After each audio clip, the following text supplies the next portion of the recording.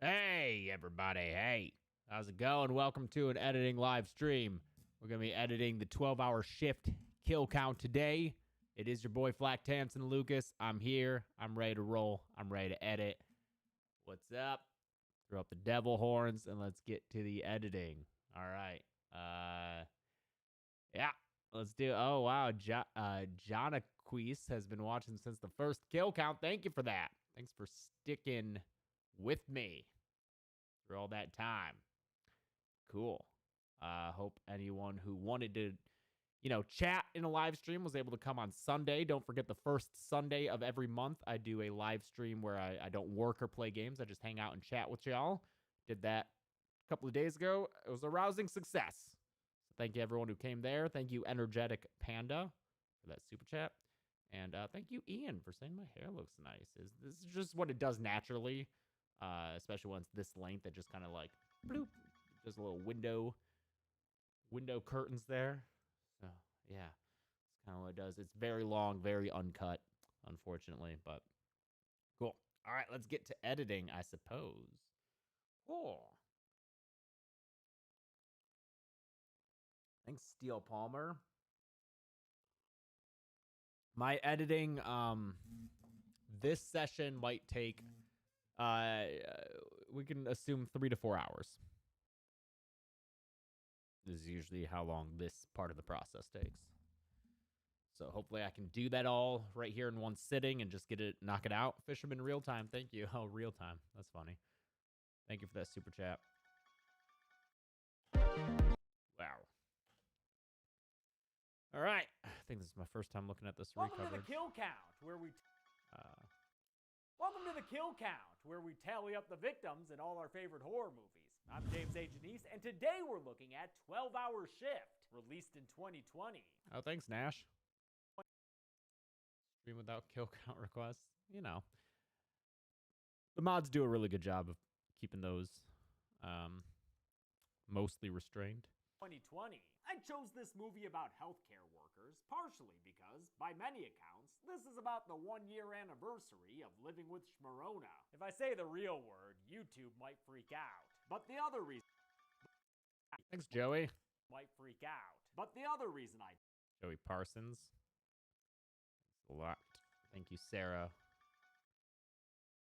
Thanks, Frugy. And I saw someone ask how I can pay attention while I'm editing. I can't really pay attention to the live stream that much.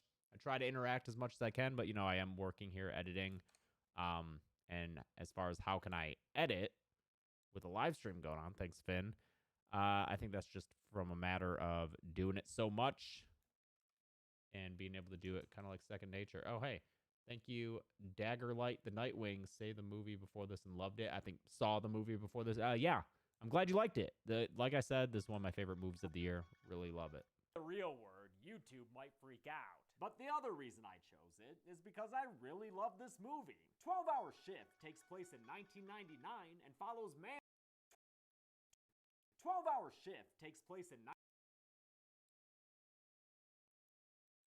12-Hour Shift takes place in 1999 and follows Mandy. Thanks, Steel Palmer. I am doing well. Had some really good oatmeal this morning. I've been playing around with oatmeal for a good breakfast option. So mostly I do the blueberry oatmeals, but today I did a little bit of a cinnamon apple type thing. Cook the apples a little bit with some cinnamon and nutmeg and some brown sugar, and then did the oatmeal. It's really good. Thanks, Ty Biggs. I've not seen The Frighteners.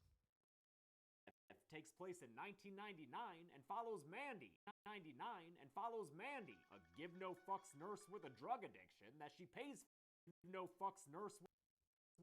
Thanks, Gregory Allen Foster.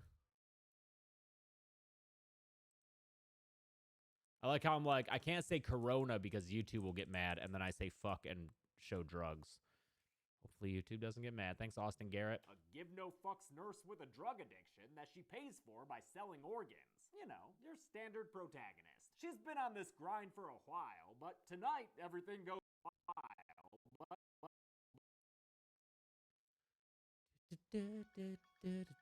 Thanks, Eugene Yargan.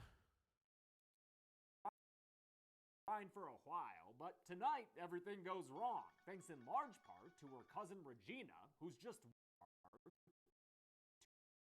Thanks, Vibe Center, for the kind words. I like your vibe. Oh, Ionut from Romania. Hello, thank you. Dark Sentinel asks, have I ever listened to Ice Nine Kills? Yeah, we interviewed Spencer. That'll be a Dead Meat podcast episode this month, so look out for that.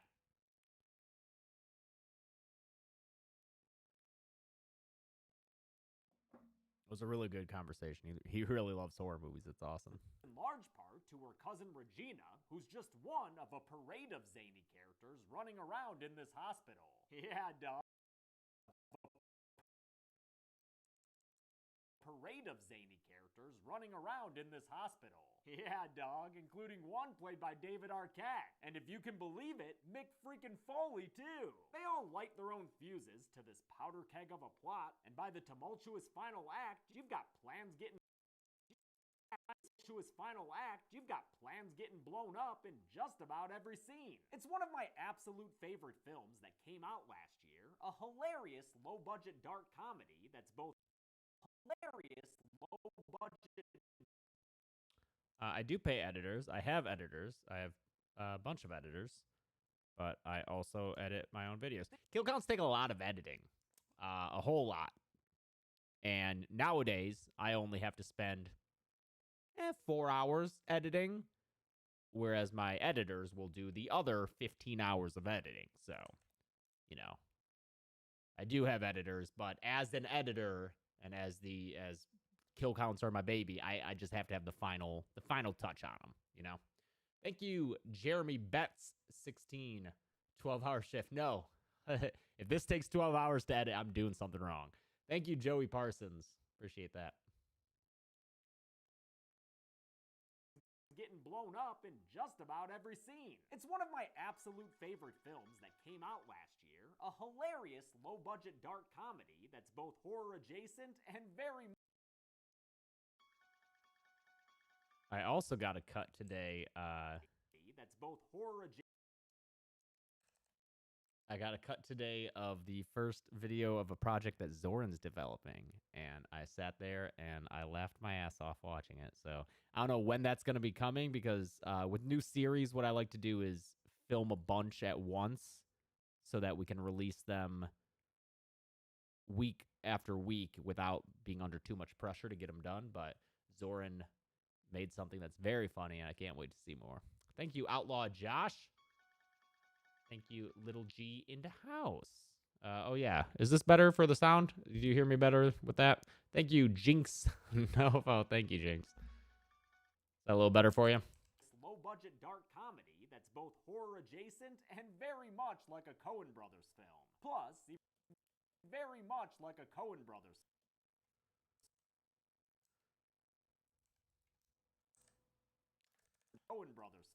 Plus, even though it takes place in Arkansas.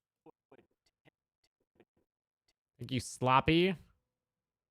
And you're looking extra sloppy. And 81 to 3, I agree. Thank you. Plus, even though it takes place in Arkansas, it reminds me of my Midwestern hometown, a testament to its accurate portrayal of working-class, salt-of-the-earth folk. Even though this is a heightened universe with wacky shenanigans all around, the characters felt like real people to me. It was hard.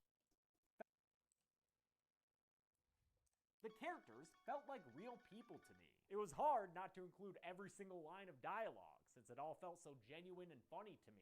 12-hour shift. Genuine and funny to me. 12 hours. Oh, I said to me twice. The characters felt like real people to me. It was hard. With wacky shenanigans all around, the characters felt. Guess I'll just re-record that line and say the characters feel like real people. The characters felt like real people to me. It was hard not to include every single line of dialogue, since it all felt so genuine and funny to me. 12-hour Shift was written and directed by Bria Grant, who might best be known for her acting career, which includes a role in NBC's Heroes. We've seen her acting career.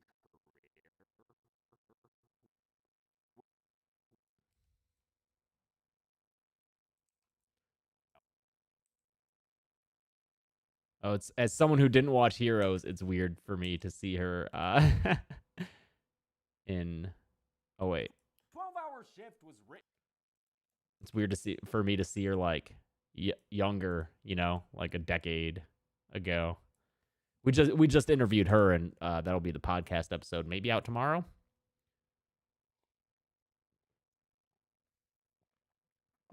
I don't know if someone asked, but where's the podcast? It'll be out possibly tomorrow. We just had some scheduling issues. There's been a lot going on. There's been a lot going on. I know that we moved back in September, but like there's still so much house stuff to do. And Chelsea handles the house stuff. I just sit in this office and do my work. She's been fucking doing wallpaper and decorating with furniture and stuff. Had a lot on her plate, so that's why the podcast is a little delayed. Also, Lucy's been being a fucking terrorist and just like at 4 a.m. will just start eating Chelsea's hair and making noise and waking us up, and it really fucks up our sleep schedule, so that sucks. 12-hour shift was written and directed. Let's have a little interview clip so we can see Bria before we throw to heroes.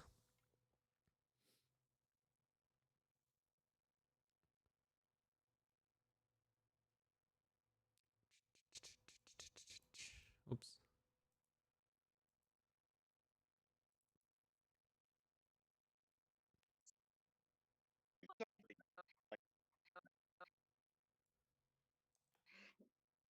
Well,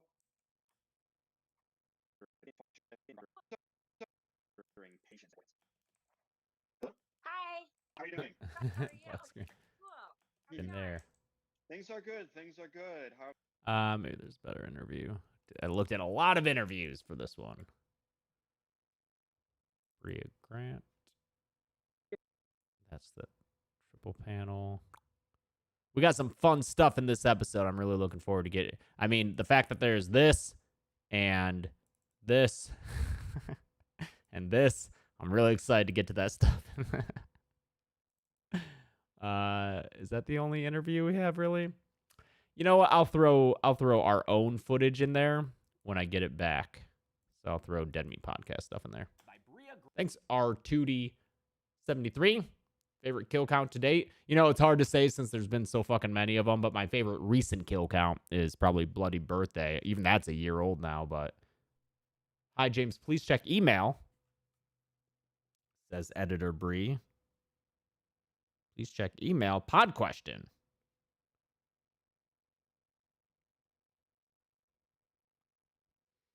No, you don't. Oh, wait, there's two questions here. Which sequence do I work in? And should I ask Chelsea this? Yeah, because I don't know what she did. So let's have you. Let me start a little Twitter chat here with you and Chelsea, and we can have you ask her those questions because I don't know what you're talking about.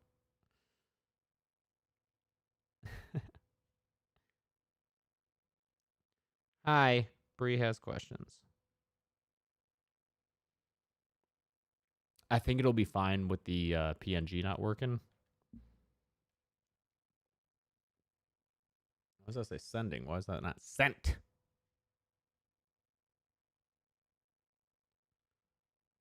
What's up, Crunchy127? What up? Can you put your email for movies in chat, please? Oh, also, sorry, mods, that I'm sure you have been asking me this whole time. I just haven't seen, but here, I'll pin that. And then, oh, thank you, Dabbin. Hey, what are you doing with your arms stretched out like that? Dabbin. Sorry. Why isn't this fucking chat going through? Oh, it went through. Okay. Grant, who might best be known for... And then the Second Coming, Season 3, Episode 1, 9/22/08. I just have to double check that because if that goes wrong, people whine. Heroes, The Second Coming. Would I rather be able to fly or teleport? Dog, teleporting, you might not be yourself at the end, you know?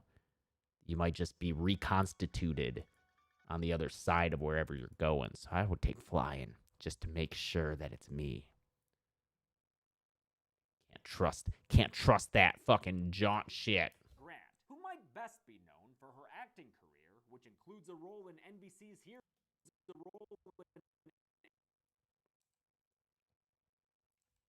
which includes a role in NBC's Heroes. We've seen her That little lens flare makes it weird. NBC's Heroes. We've seen her on the kill count in Rob Zombie's Halloween 2 as Maya, one of Laurie Strode's. Yeah, this footage, I think. The kill count in Rob I think it's confusing if we're seeing all these other people. Is there a better scene with her? Oh no. This is dangerous. There's gonna be boobs. It's a Rob Zombie movie. How come every kill I jump to, it's like super dark? Is that her? No, that's the cop. Is this her? This fucking movie. There she is. Very weird to see her in this context too, especially after like seeing her as a director and stuff. Cy McNeil, thank you. I know it's in Euro, but I'm a Michigan boy too. Oh, cool. That's a Chelsea question for the podcast with the murder mystery. I know that we had a fun time though.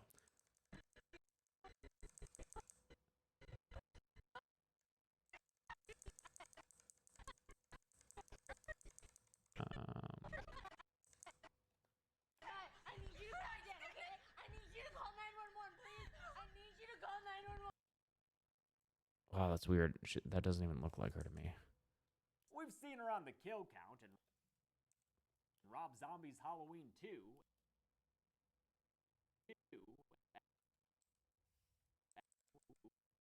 Halloween 2 as Maya, one of Laurie Strode's friends.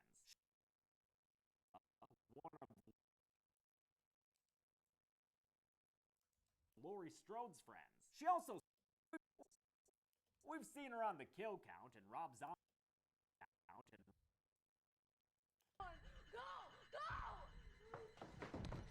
Oh.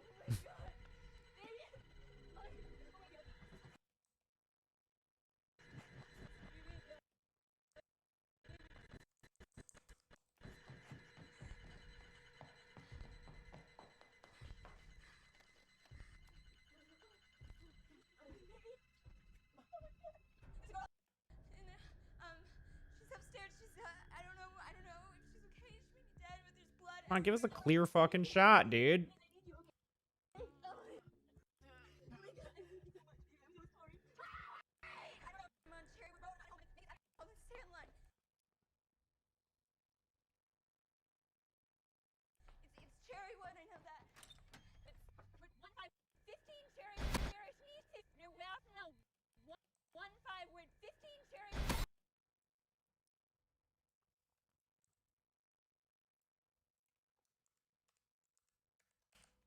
We've seen her on the kill count in Rob Zombie's Halloween 2 as Maya, 1, 2.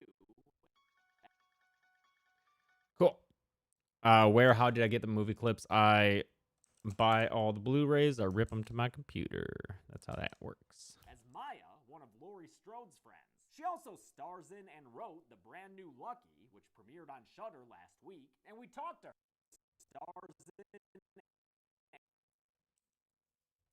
She also stars in and wrote the brand new Lucky and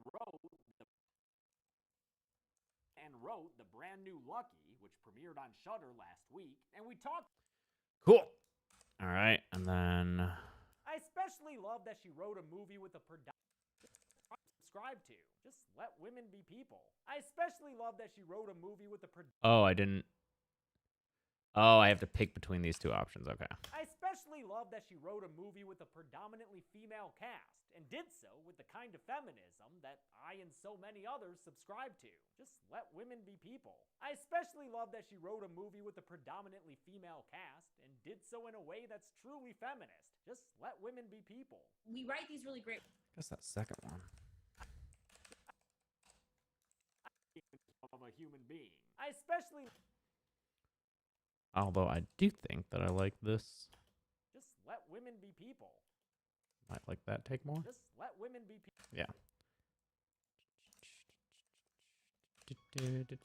Thank you, Jose Trejo. Thank you very much. Did I fix my hard drive? You know, I think it just gets a little hot. It gets a little tired sometimes and has to take a little nap. And that's fine. That's fine. So nothing to fix. It's okay. They just takes a little nap sometimes, you know? Thanks, it's Mr. Z06. A human being. I especially love that she wrote a feminist. Just let women be people. We write these really great roles for women, but they're always like up on these pedestals. I want Women be people. we write these. Let's move this to this side, just so it's not over that text. Thanks, that one anime weeb. This program is Adobe Premiere, which is a often asked question, which can be answered in the FAQ document pinned to the top of this chat. Thanks, North Bear. Bearable money from a berry. Nice bear. Ha! I like that. We write these really great roles for women, but they're always like up on these pedestals. I wanted to see a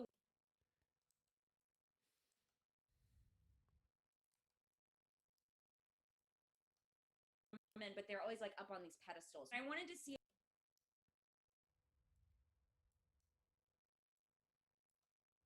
but they're always like up on these pedestals. But I wanted to see a woman. But I wanted to. Thanks, King Hurst the worst. But they're always like up on these pedestals. But I wanted to see a woman. These really great roles for women, but they're always like up on these pedestals. But I wanted to see a woman. Thanks, Benzer Plays. When you joined, the view count was 666. Hell yeah. Why can't you sometimes chat, Jack Young? I do have slow mode on just so people can't spam. Because did you know that if you leave a person, if you leave human beings to their own accord, some of them will be dicks. And some of them will spam the chat. So we have to have slow mode on. I apologize for the people who wouldn't be spamming, but, you know, assholes ruin it for everyone, right? Sanja Ivanovic. Sanja Ivanovic. Thank you. And Brian Terrell.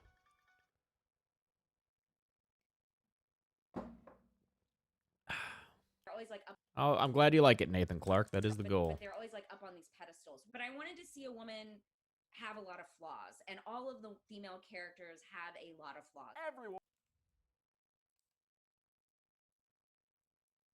Female characters have a lot of flaws. They Everyone. have a lot of flaws.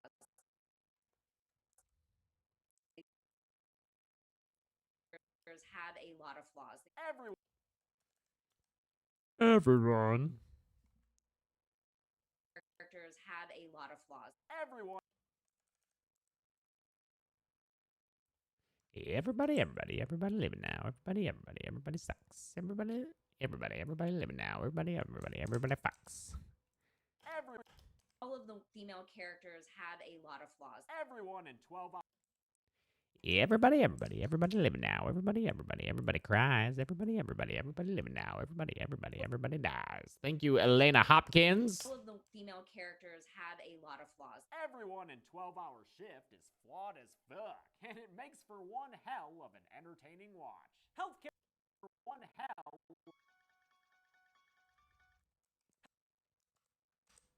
of an entertaining watch. Healthcare workers are heroes who save lives for a living. As someone who counts kills for work, I don't know how I'm supposed to feel towards them. Nah, just kidding. They're great! The movie begins in Arkansas in 19... The movie begins in Arkansas in 1999, where night nurse Mandy waits to begin her double shift. Not a great start to her night. Thanks, Peter DeRosa. Which slasher do I think I could take? I think I could take Chucky, dude. He's just a little guy. Let's see, we're getting this taken care of. Cool, Bree and Chelsea, all good there. Okay. I might have to step away from my computer at some point. My house, I have a security system on my house, and it's been faulty lately, and I can't have that. So I think a tech is coming here, perhaps. So I might have to step away at some point. Woo! Thanks, Metal Mania. When the day shift staff's throwing shade. You know, I never know if someone being quiet. Shift. Not a great start to her night when the day shift staff's throwing shade. Chuck is a little asshole. Yeah, Chucky sucks. No, just kidding. I love Chucky. I don't know why I said that. That was just one of those things that you just say and you don't really mean. You just like say words. You ever do that? When the day shift staff's throwing shade. You know, I never know if someone being quiet is a sign that they ain't got nothing to say or they ain't got nothing going on up here. But man, Thank you, Anna M. Anna M and I are getting old and we still haven't walked in the glow of each other's majestic presence. shade. You know, I never know if someone being quiet is a sign that they ain't got nothing to say or they ain't got nothing going on up here.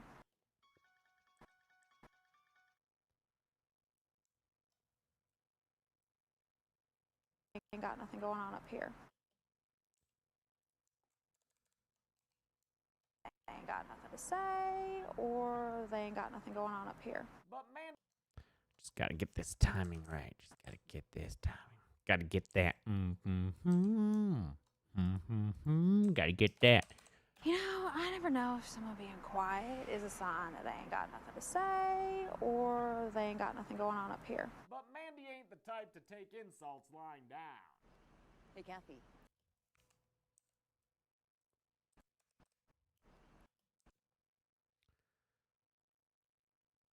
Jennifer's body kill count is age restricted. Is it full on age restricted now?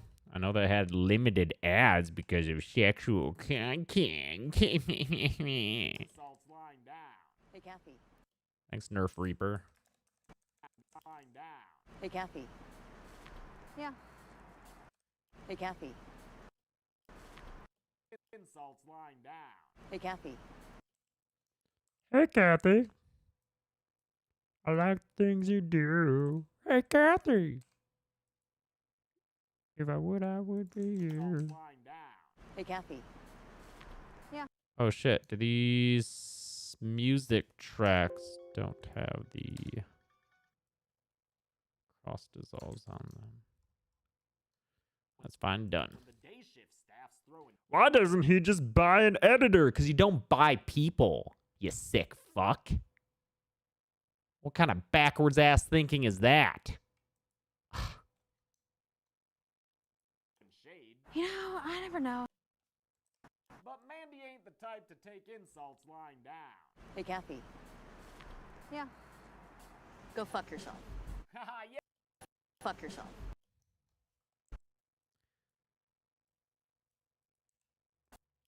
Go fuck yourself. Haha, yeah, Kathy. Go eat some dirty butts. Then suck a fat wad of title card. Mandy's played by eat some dirty butts. Then suck a fat wad of title card. Mandy's played by Angela Bettis, last seen on the kill count as Carrie.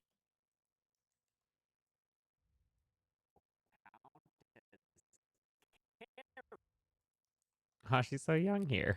Kill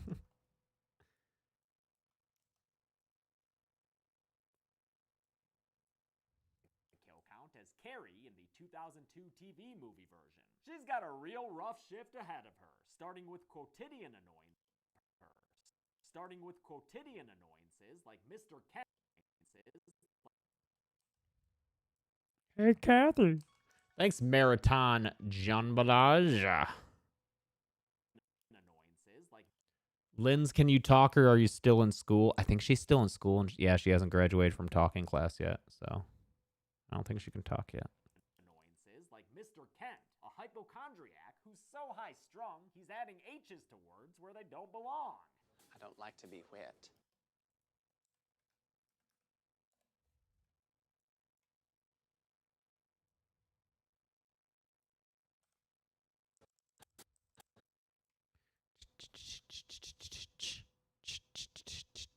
Am I excited for The Conjuring 3? I didn't even know that there was a... Conjuring movies aren't really my kind of horror movie. I'm glad they exist because they're big horror movies, like big blockbuster horror movies that a lot of people watch that might not be into the genre, but they're just not like they're well made. I think they're well made, well acted films. They're just not my type. He's adding H's to words where they don't belong. I don't like to be wet. Then avoid water, dude. I don't like to be wet. Then avoid water, dude. There's also a state prisoner Skip it up, bow. Skip it up, bow.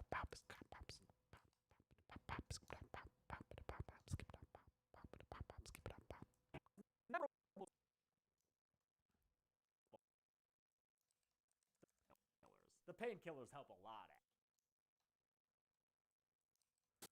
I don't like to be wet. And avoid water, dude. There's also a state prisoner murderer who's here because he tried to kill himself, and an OD patient who turns out to be Mandy's brother Andrew, though she doesn't tell any of her coworkers that fun fact. The only way she gets through it all is with her steel nerves. Well, those and by snorting painkillers. The painkillers help a lot, actually. Working under desk nerves. Well, those and by snorting painkillers. The painkillers help a lot, actually. Working under desk nurse Karen, played by Nakia Gamby Turner, Mandy sells organs harvested from patients at the hospital. Oh, what's the mug of today? Mustaches. We got great mustaches. Here, let's do a mustache quiz. Ready? I gotta get a cool thing like Mike with the little things. Okay. Oh, is this working? Great. All right, mustache quiz. Here, let's just do the first 4. And we'll go. All right. So we got. Oh man. Okay, 1 is this guy up here. Anyone know whose mustache this is? I'm sorry that's not in better focus. I don't want to focus. Oh, sorry about that. Whose mustache is that? It's big. It's wide.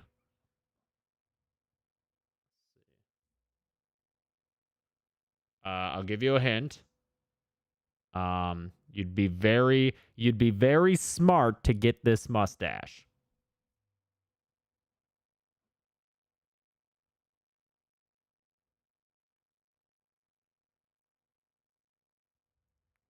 Okay, let me try another hint. Ah, there it is. Timeless. Timeless Days got it. Albert Einstein. Timeless Days got it. Okay. Number 2. That little fun guy. Number 2. What is this mustache? Whose mustache is that? Number 2. It doesn't work anymore holding it up to my face. But oh, there it is. Declan Simpson got it. It's Salvador Dali. Yes. It's an obvious one if you know it. It's right there. All right, number 3. Got a little part in the middle there, and then it kind of goes off to the side, goes up. Oh, no one's gonna get this. No one's gonna get this one. No one's gonna get this one. It's an author.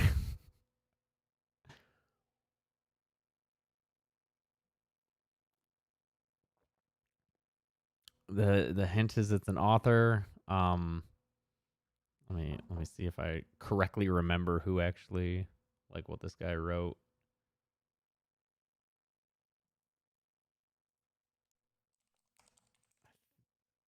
I'm having a hard time remembering. Notable works.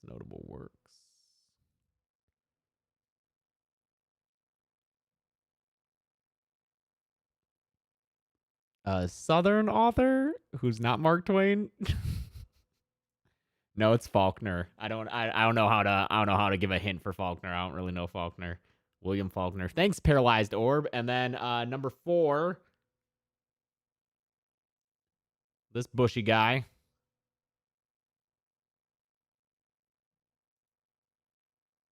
Kind of goes down. He's kind of a sad one, but it's a witty one. It's a witty mustache.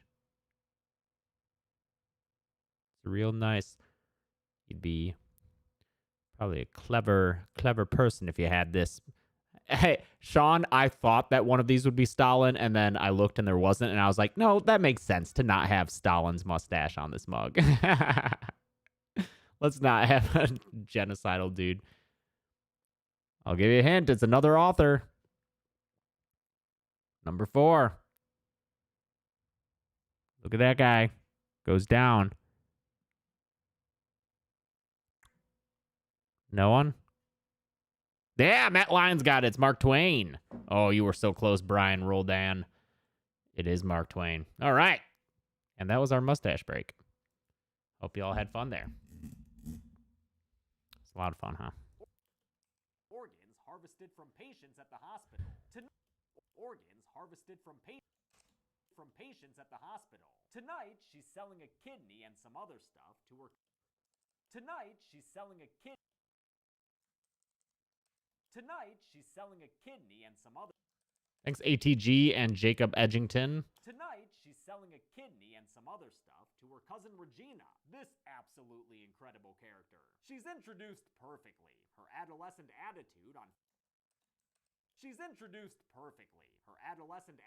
on full display as the movie's soundtrack is taken over by its unique score.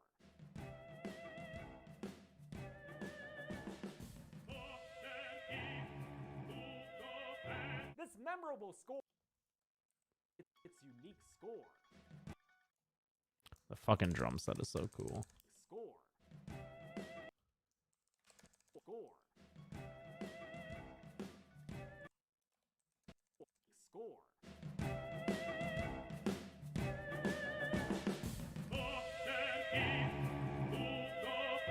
This memorable score consists. Why did I dress like a homeless person? Have you never seen Scrubs before?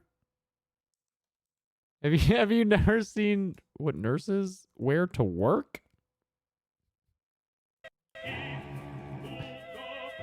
This memorable score, consisting of a drum set, Thanks all for Breezy. strings, and opera singers, was composed by Matt Glass, who also served as one of this movie's many producers, as well as its cinematographer. As you'll come.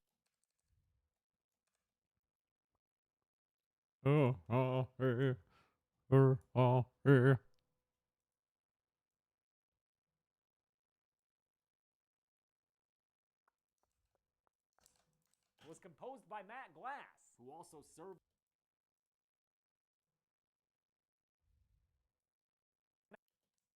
Matt Glass, who also served as one of this movie's many producers, as well as its cinematographer. As you'll come to see, 12-Hour Shift was made by a very small crew. Whatever you're picturing, divide it by 5. And Is that what she's talking about there with the crew?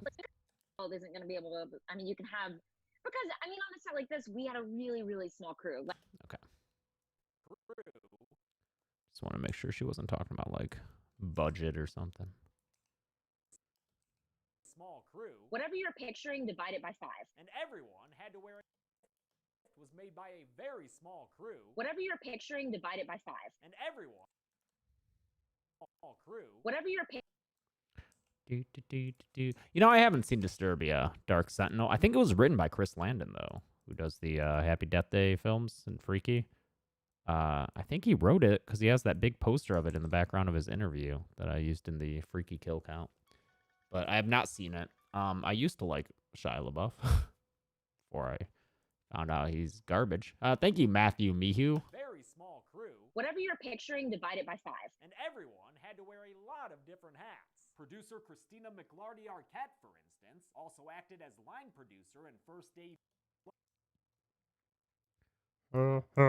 I'm so glad so many people checked this movie out. Whether it was for the trailer, because of the trailer, or because I mentioned it at the end of the last kill count. But I've seen a lot of comments of people saying that they watched this movie, and the overwhelming majority is that they liked it. You know, not every movie can be for everyone, so I've seen some comments saying that they didn't like it, but I've seen many more saying that they really enjoyed it, so I'm glad that they did. Well, thanks, TechPone, for fixing that little problem there. Oh, hey, MS11 from Australia. One of my faves. When traveling is a thing again, Chelsea and I will definitely be headed there. Scotty Boy 123, thank you for the super chat. I did an interview with Charles Robinson from the WWE on What's Your Favorite Scary Movie about American Werewolf in London, so check that out. I talk about my feelings towards the movie in that video. Producer Christina McLarty Arquette, for instance, also acted as line producer and first AD. A lot of responsibilities for her first feature-length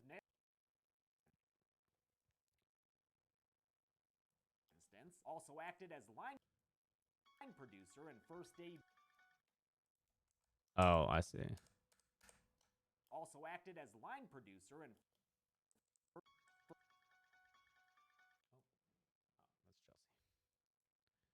also acted as line producer and first AD.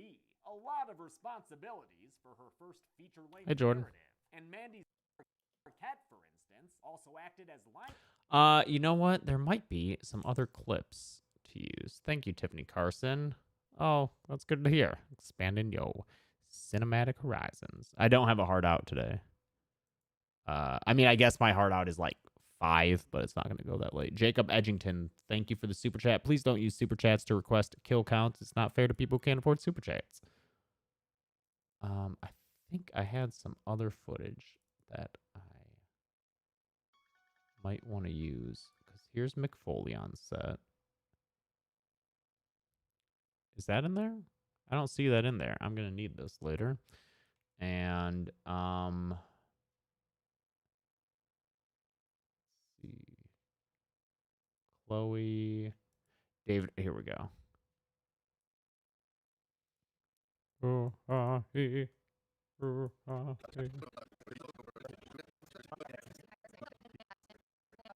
don't know why she has a pony here, but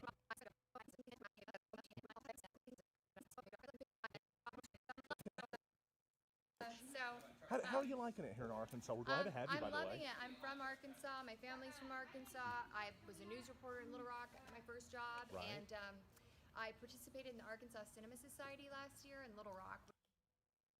thanks, Izzy Cardos. For instance, also acted as line producer and first AD. A lot. Let's just have this, maybe? Marty Arquette, for instance, also acted as line producer and first AD. And then this. A lot of responsibilities for her first feature-length narrative.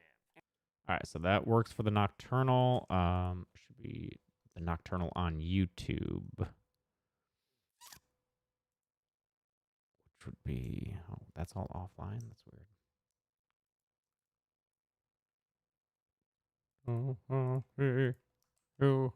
weird. Thanks to Kubrak. Yeah, I really enjoyed it. Really enjoyed it.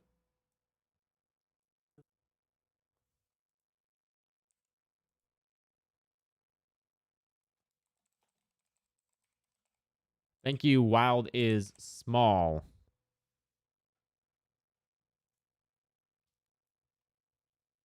Anything good?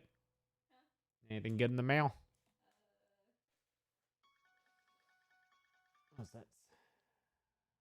Dead or for Dead Meat Productions. Wild is Small. Thank you. Yeah. Yeah. Oh. American Horror Story Cult. Okay. Guess I didn't have that season.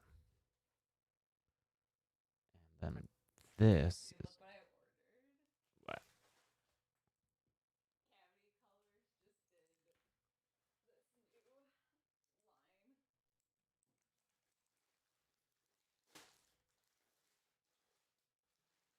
Thank you, Tyler McKinney. NEA report, is that right? NEA report, yes. Those pants, American Psycho pants. That's awesome. Match my shirt. I just wear both at the same time and just run around. Those look very comfortable. I know, dude. Cavity colors. My Lakers fan. I don't really watch it as sports. And if I did, I would probably be loyal to Detroit teams. Arquette, for instance, also acted as line producer and first AD. A lot of responsibilities for her first feature-length narrative. And Mandy's comatose brother Andrew is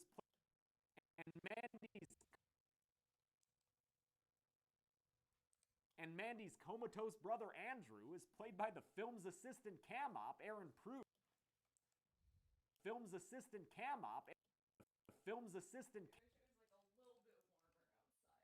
I know, it's like almost perfect temperature. Yeah, I was gonna go film's assistant cam op, Aaron Prush. The small Can you please explain why they're side by side? Why what are side by side?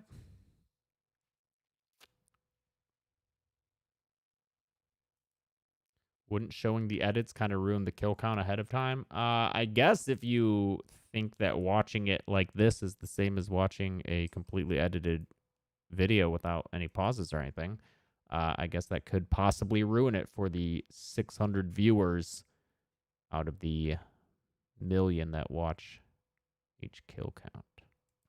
The small production gives the movie that authentic indie feel, which I love. Regina is Mandy's cousin by marriage, a point Mandy stresses since she doesn't want to claim this idiot as family. I like to use. She doesn't. Thanks, Blazer. I like the Sweeney Todd kill count too. That was one of my favorite running things I did with the shaving. Since she doesn't want to claim this idiot as family. I like to use soda and extra cold. Thank you, AJ Scott. What would be a horror movie you wish was made? I don't know how to answer that. That's like, what is a taste that you wish existed? Thanks, Elena Hopkins. Hell yeah, we would come to a con in the UK. This idiot as family. I like to use soda and extra cold in here. Mandy. I like to use soda. As family. I like to use soda and extra cold in here. Didn't I fucking turn off those goddamn sound notifications at some point? Idiot as family. I like to use soda and extra cold in here. Mandy just wants. In here.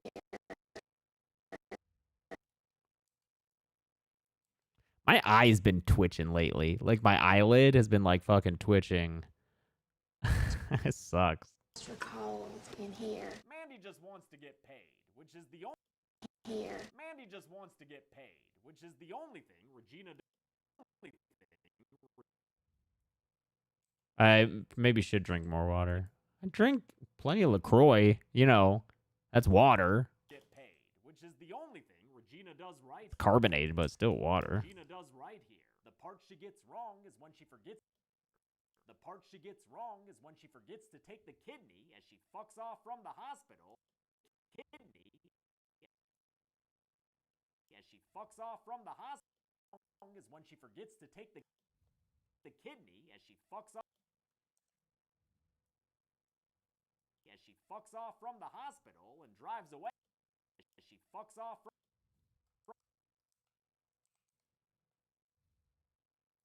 As she fucks off from the hospital and drives away looking like Angeline. Mandy's not drives away from the hospital and drives away looking like Angeline. Mandy's not exactly the best at her job either, though. With a bedside manner, that's mostly annoyance. And when she tries to feign compassion, she just ends up looking kind of like Smeagol. She's quick to steal pills and pleasantries from her patients. She's quick to steal pills and pleasantries from her patients, but that doesn't mean she's unable to connect with those as miserable as her, like Mr. Collins here, who thinks this dialysis room smells sad. You ever smelled sadness? Thanks, KJ, the creator. You ever smelled sadness? And Jacob Edgington. Sad. You ever smelled sadness? Only every day. That's why even though he's got less than 3 months to live, she's unable to bring.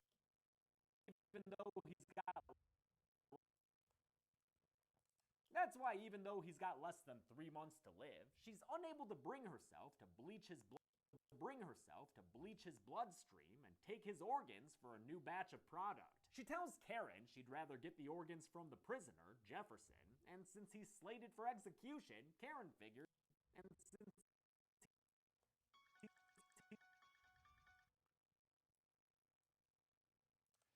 since he's slated Jefferson, and since he's slated for execution, Karen figures it couldn't hurt. The problem is that Jefferson, played by David Arquette, you know, Spree, Scream, WCW, is being guarded. Spree, Scream, WCW.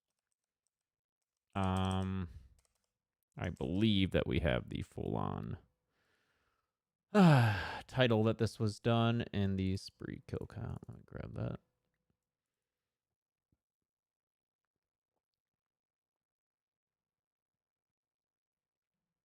What up? Connor plays baseball. Very excited.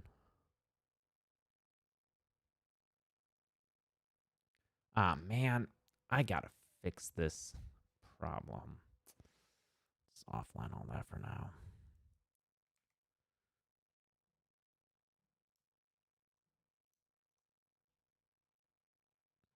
Where is this WCW thing?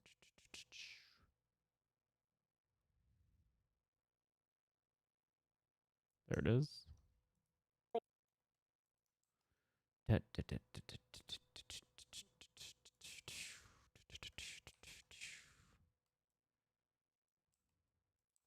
Thanks, Tyler McKinney.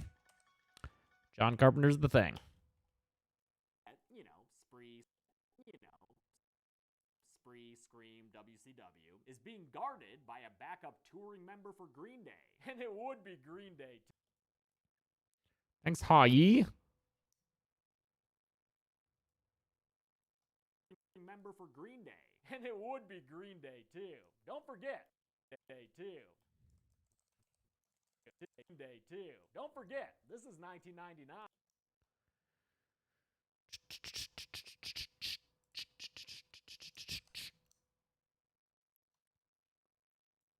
Oops.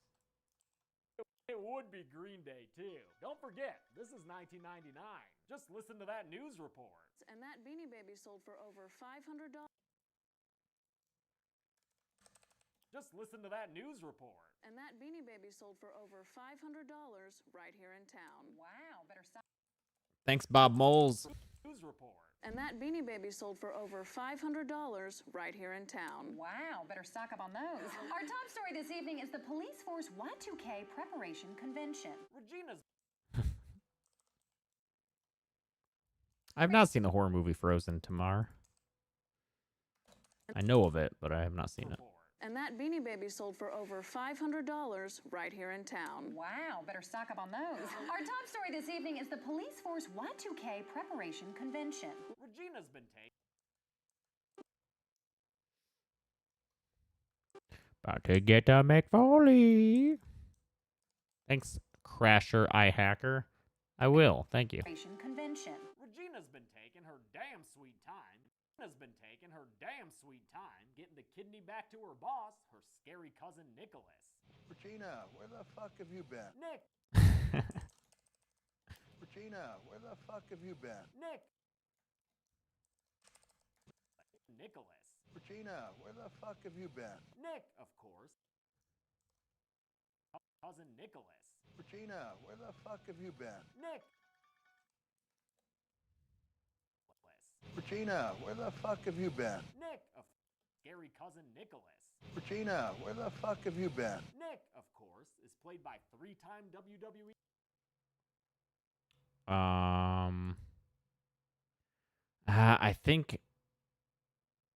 I think if it's Raw in 1999, that's Raw is War, isn't it?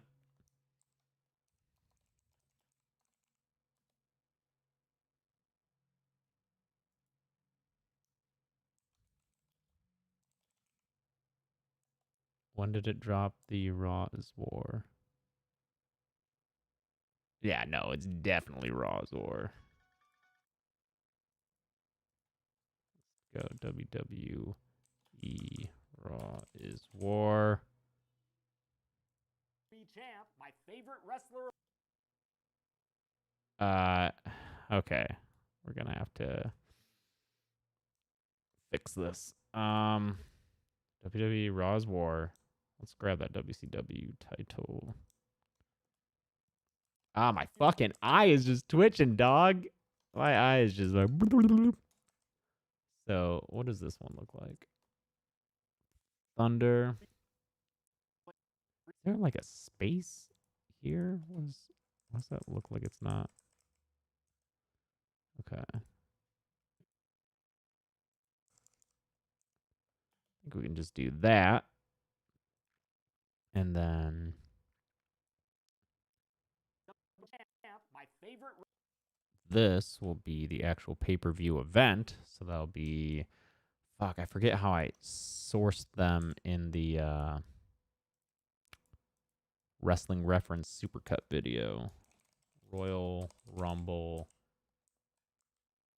I guess, was that 98 was when he did that? Royal Rumble 98, Royal Rumble 98.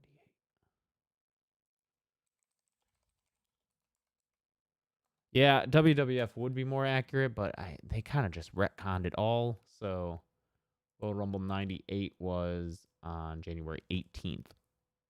So that's 1/18/98. Champ, my favorite wrestler of all time, Mrs. Foley.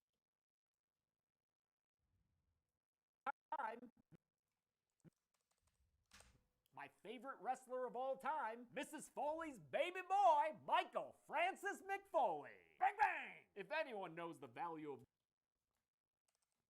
of You know, I think Josh's edit actually had a little bang bang in there, and I liked that. Let me grab that.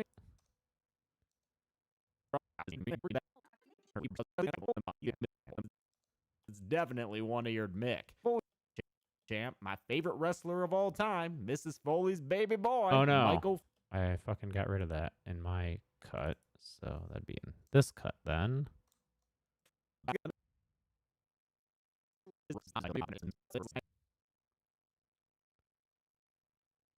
Yeah, it probably is lack of sleep for sure. Bang bang! Nope, not spree, not spree. Bang bang! Mick Foley. Bang bang! If anyone knows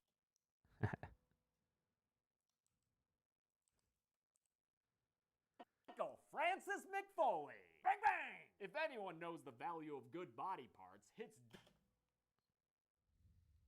good body parts. Wow, this the title of this live stream confusing a lot of people, and they are thinking that 12 hours refers to the length of the live stream. Bang bang! If anyone knows I guess I shouldn't be surprised after that podcast came out about the movie I'm Thinking of Ending Things, and people thought that was us saying talking about the channel. If anyone knows the value of good body parts, it's definitely one-eared Mick. It's definitely one-eared Mick. Foley's not in the movie much. Thank you, 81-3. I've not seen that movie. Foley's not in the movie much, but he's great in his role. And what is that you're wearing, Mick? A $500 shirt? Borrow it from a friend? The dude's got no...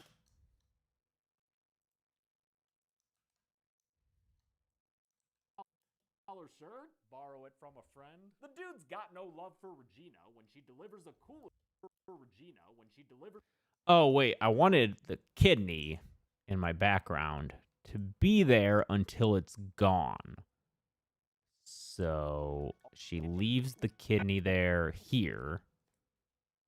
And so now I'll have it missing. Prior to that, the painkillers help a lot. Got a little kidney there. But then when she loses it, now it's gone. Okay, cool.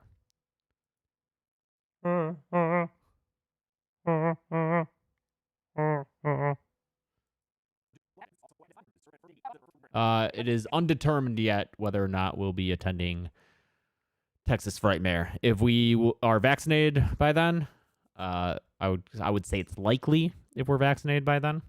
If we're not vaccinated, then no.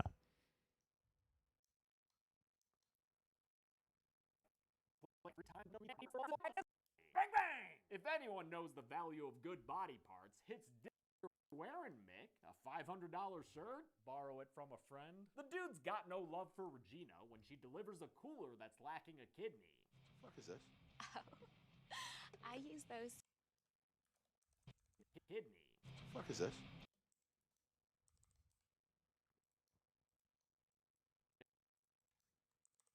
kidney. What the fuck is this? Oh, I use those to keep it a little bit cooler. A powerful client needs a kidney tonight, so unless Regina wants to be the donor, she'd better get back to that hospital and find one fast. Be the donor, she'd better get back to that hospital. She'd better get back to that hospital and find one. She'd better get back to that hospital and find one fast. It takes 30 minutes to get there. Thanks, Quinn Zeiker. Furrycon. My favorite, one of my favorite news stories was like, what was it? A bunch of refugees from, was it Syria? Like when their civil war like started or something. But a bunch of refugees ended up having to stay at a hotel where a furry convention was going on. But then all the refugee kids just like met a bunch of people in fursuits and just thought that they were, you know, like mascots or whatever. And they were cheered up by a bunch of furries in animal suits. And I think that's one of my favorite fucking things. It takes 30 minutes to get there. She's not back in an hour. So funny. Thank you, Brendan. Or what up, man? It takes 30 minutes to get there. She's not fast. It takes 30 minutes to get there. She's not back in an hour. Drag her back by the hair. And the powder keg's first fuse is lit. Back by the hair.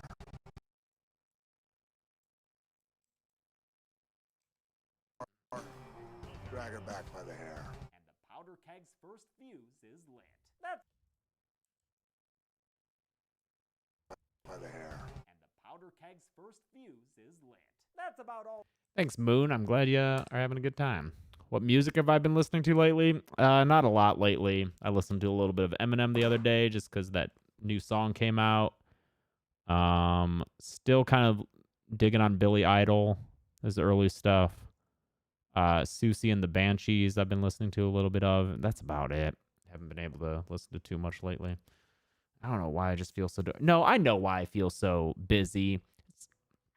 It's because of fucking Sea of Thieves. I've been playing it too much, and last night I messaged Mike after we finished playing another 5-hour stretch, and I was like, I gotta step back from Sea of Thieves, so I'm only gonna play on Mondays now, because I think I played it 3 days in the past week, and they all went for like 6 hours. That's too much fucking time spent on that game. I'm already a pirate legend, so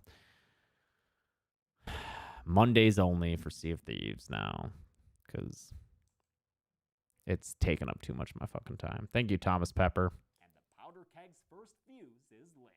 That's about all the Mick we get, which is why he was on set. Which is why he was on set.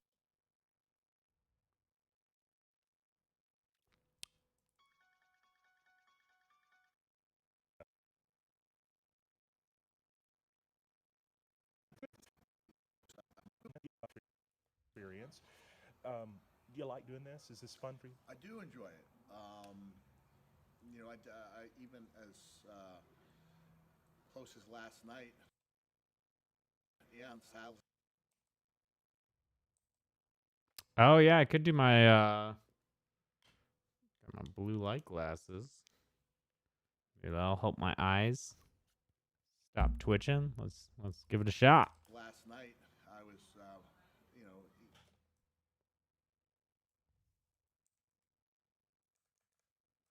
That's about all the Mick we get, which is why he was on set for only a single day. When he wasn't filming his parts, he was visiting.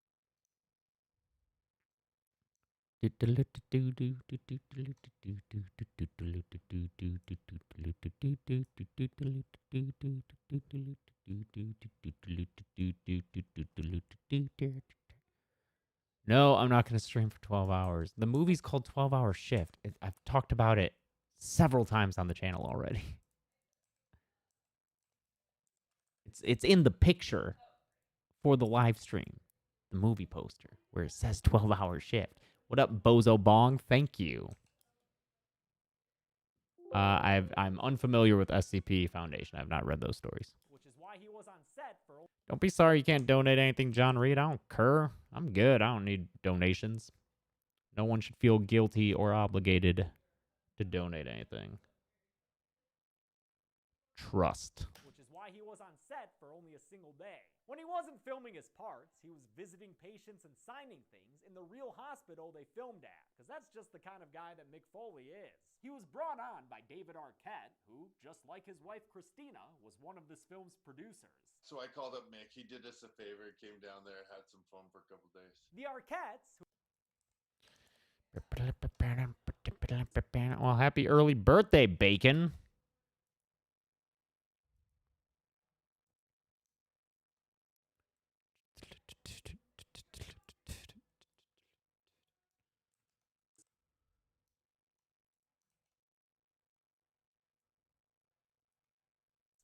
he was brought on by David Arquette, who, just like his wife Christina, was one of this film's Arquette, who, just like his wife Christina, was one of this film's producers. So I called up Mick. He did us a favor. So I called up Mick. He did us a favor, came down there, had some fun for a couple days. The Arquettes, who were with the project from day one, were also responsible for Ric Flair's stepson Sebastian being in the scene with Mick Foley. They've got all the wrestling connections. If you cast Mick Foley in something, Stone Cold's like, hey, David, what, lose my number? Maybe I wasn't right for that part. Regina gets...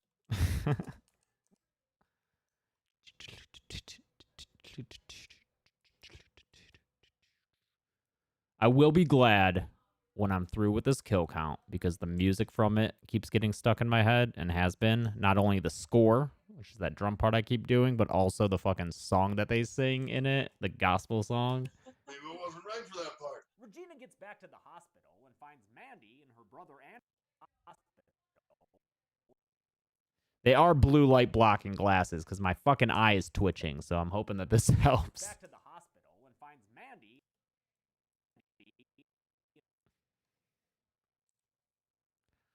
Have you been to Jesus? Bow, bow, bow, bow, bow. And finds Mandy in her brother Andrew's room. POD? Ah, nice, Zachary. Sounds like Steve Austin was stunned when he didn't get the part. Fuck yeah, nice. And finds Mandy in her brother Andrew's room. POD? I like that. In her brother.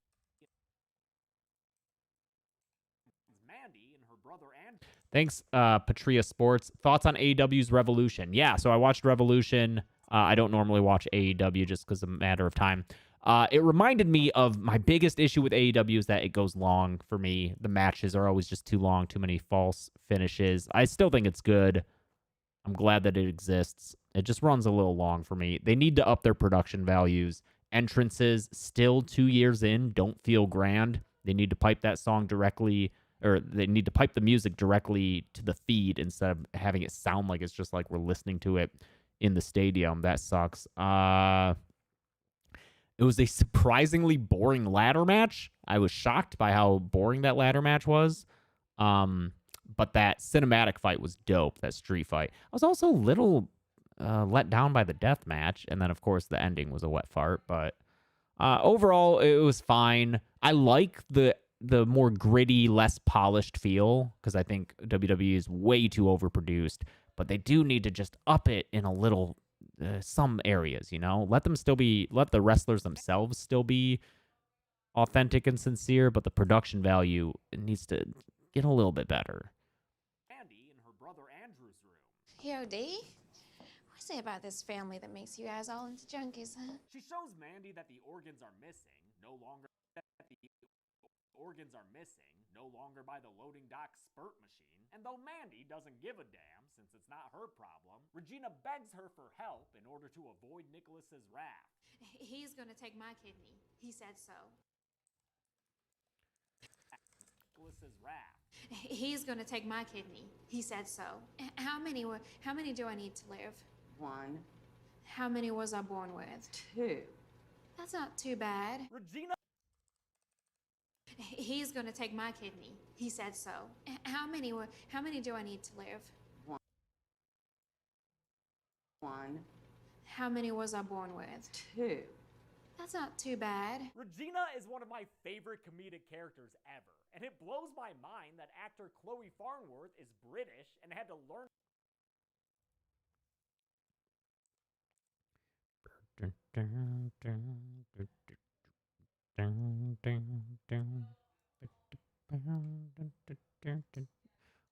Yeah, I need that on YouTube thing for the source.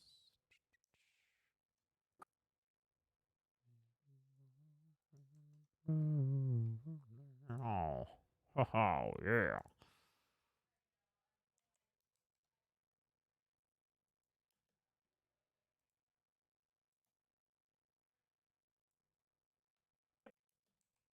It blows my mind that actor Chloe Farnworth is British and had to learn a southern accent to portray this wide-eyed psychopath. I wanted her to be like she's in this bubble and she only really sees what's in front of her and inside this bubble and doesn't really think of the consequences. Regina That's still, I can't believe it when people do accents so well. I wanted her to be like she's in this bubble and she only really sees what's in front of her and inside this bubble and doesn't really think of the consequences. Regina suggests they take the organs Inside this bubble and doesn't really think of the consequences. Regina suggests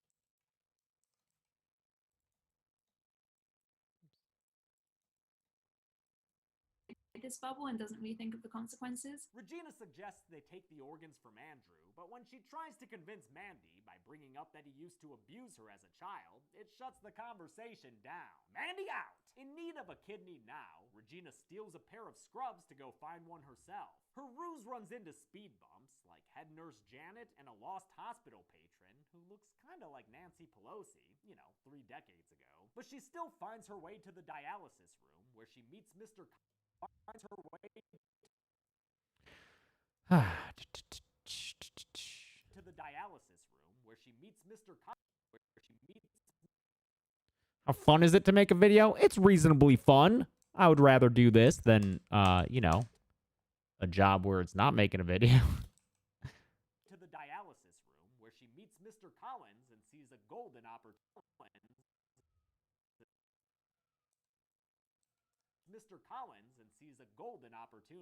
Meanwhile, Mandy still has to secure Jefferson's organs for the next day's delivery, so she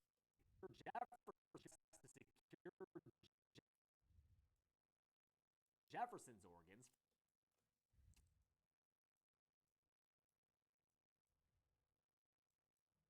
opportunity. Meanwhile, Mandy still has to secure Jefferson's organs for the next day's delivery, so she spikes a Oh, shit. I see now. Okay. Jefferson's organs for the Oh, cool. Clef Lips. I'm glad that my channel inspired you to go into special effects makeup. Oh, I see it. Why this was edited. Mandy still has to secure Jefferson's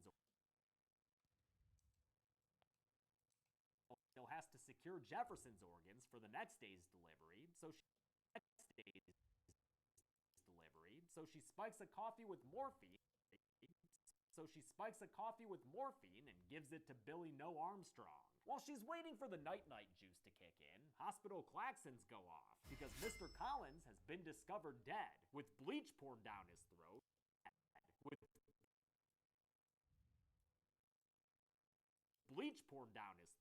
is now bubbling out of his neck. Did you say bleach? I said bleach neck. Did you say bleach?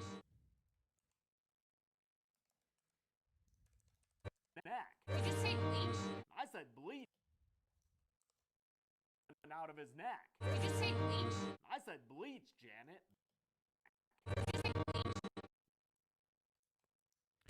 I did say bleach.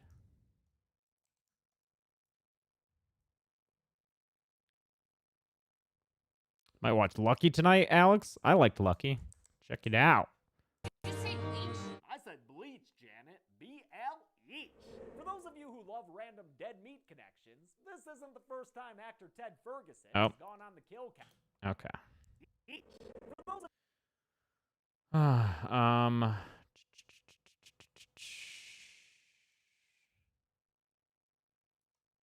who love random dead meat connections, this isn't the first time actor Ted Ferguson has gone on the kill.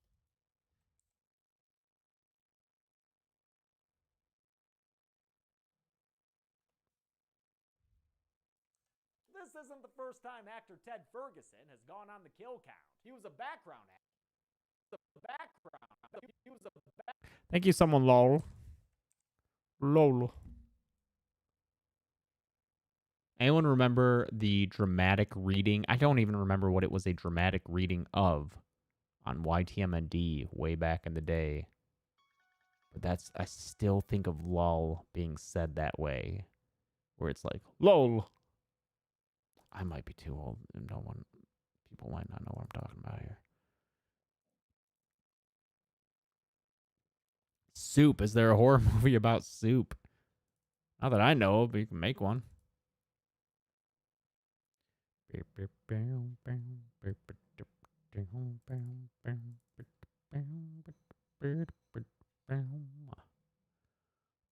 So we need the mist.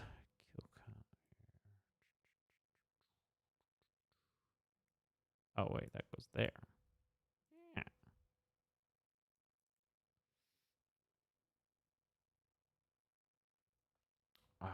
So this would be like here.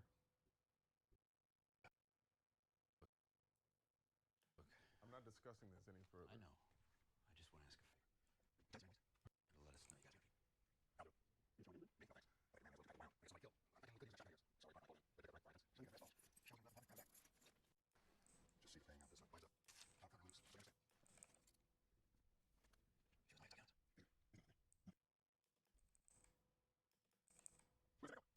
He'll die out there.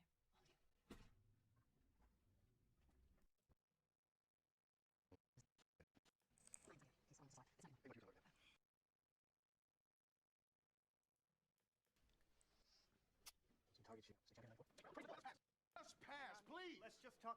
Let's just talk this thing through. We have it. We're leaving. Hey, Mr. Mackey's gonna barbecue some chicken on the gas grill. Why don't we just sit down and What, just let you keep on talking? No, I've been in far too many courtrooms to fall for that. You've already psyched out half a dozen of my people already. What kind of talk is that? They are people. That's all. Now listen, everyone. We are experiencing some kind of disaster. I don't know whether it's man-made or natural, but I do know that it's definitely not. There it is. Definitely not supernatural or biblical. And no offense, Mrs. Carmody, but the only way we're going to have to seek rescue. Oh, there he is. That's a better shot. For ourselves is to seek rescue. We're going out.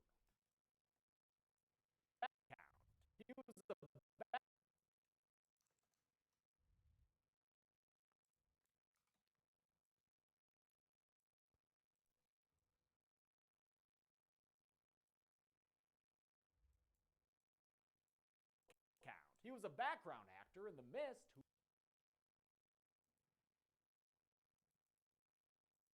who left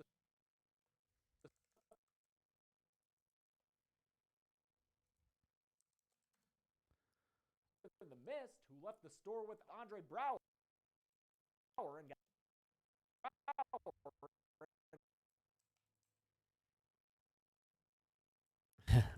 Yep, reviewing Brooklyn Nine-Nine.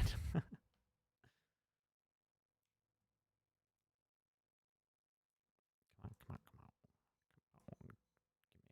Give me a clip here. Give me a clip here. Come on.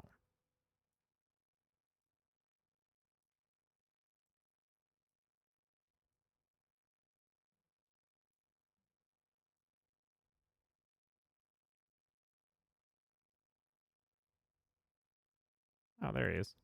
and got killed off screen. Also,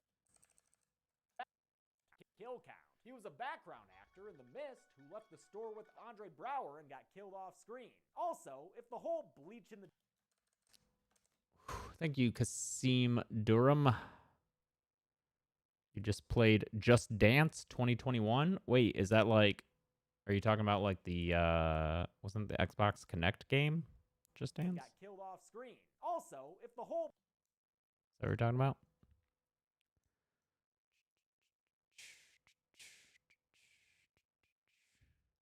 Is there a new one?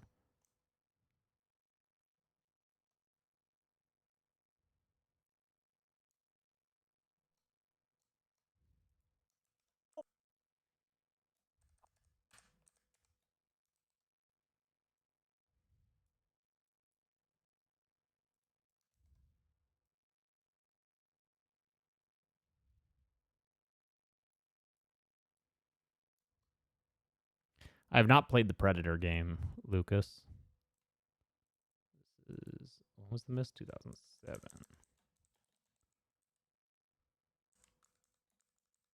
I did not see that, Jordan.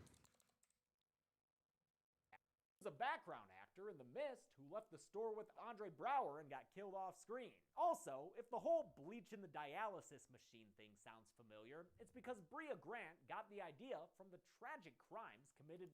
Oh, no, I actually had a... 12-hour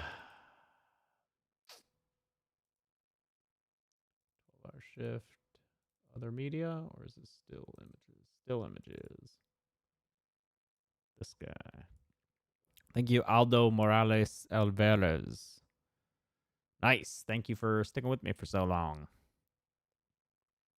Thank you, Drastic Measure.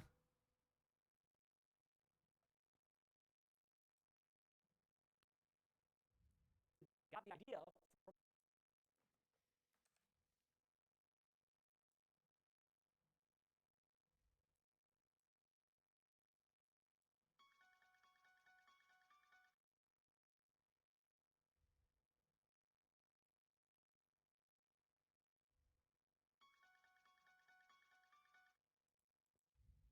from the tragic crimes committed.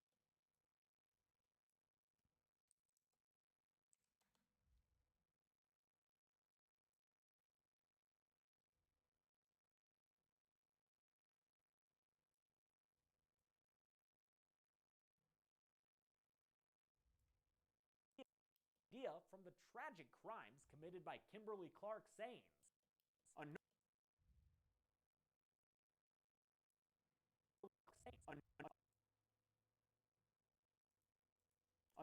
who killed several.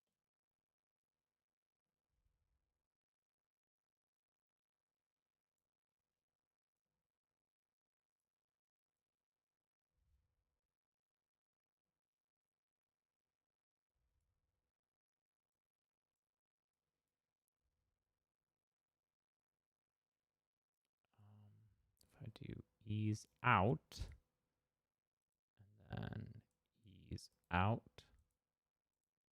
and ease in. Does that work? The idea from the tragic crimes committed by Kimberly Clark Sains, a nurse who killed. Oh, wait, that needs to be eased in as well, right? The idea from the tragic crimes committed by Kimberly Clark Sains, a nurse who killed several patients that way in Grant's home region of East Texas. That story and the urban legend. All right. I gotta pee. It's because Bria Grant got the idea from the tragic crimes committed by Kimberly Clark Sains, a nurse who killed several patients that way in Grant's home region of East Texas. That's... Oh, wait. That doesn't matter. Okay. From the tragic crimes committed by Kimberly...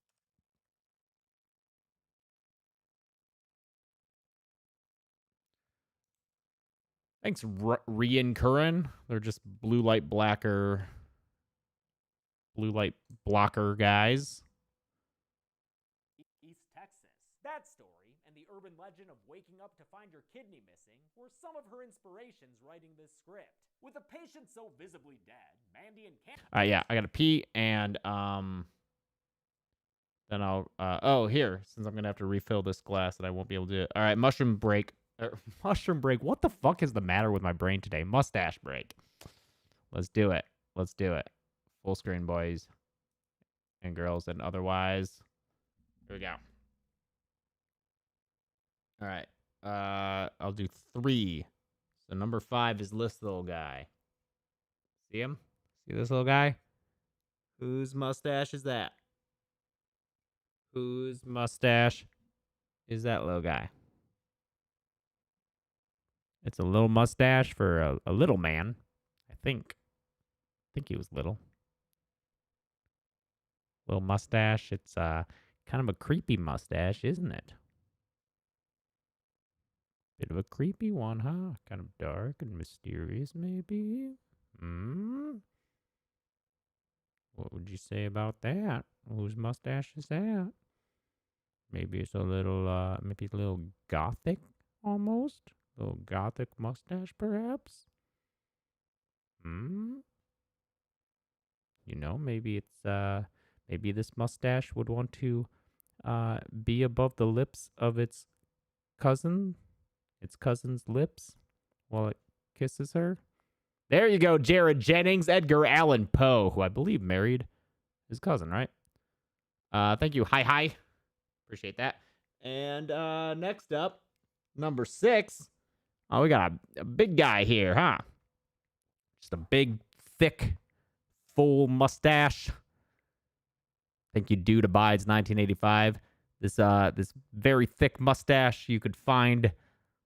Many people have worn this mustache as a costume or a disguise. It is part of a classic plastic toy / costume that I had a bunch of growing up. That's the fake mustache from Sleepaway Camp.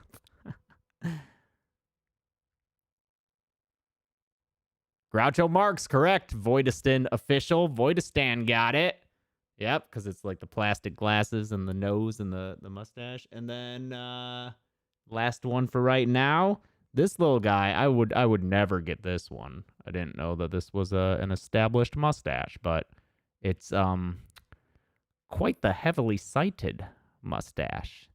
This is a canonical mustache if there's ever been one. This very literary mustache. No, Dolly was number 2 back here, that crazy guy. This one. This mustache has been replicated on stages all over the world countless times.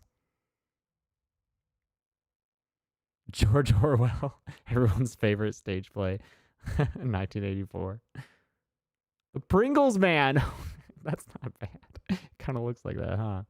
John Wilkes Booth. Damn. No. No, it's been replicated on stages. Yes. Thank you, Jordan. William Shakespeare. I didn't know that he had a notable mustache, but that's what it was. Jordan got it. I have to pee. And yes, the answers are on the bottom. That's why I keep looking at the bottom there, which I didn't know until today. I thought I've had this mug for, I don't know. I got it when I worked at Fox. My boss gave it to me because I had a silly mustache one time. So I've had it for 4 years, 5 years? And I did not know that the answers were on the bottom of the mug. But now I know. So that's why we can have mustache time. All right, I'm going to go pee and film. I've never washed it. I have. I just never paid attention to the bottom of it. All right, I'll be right back.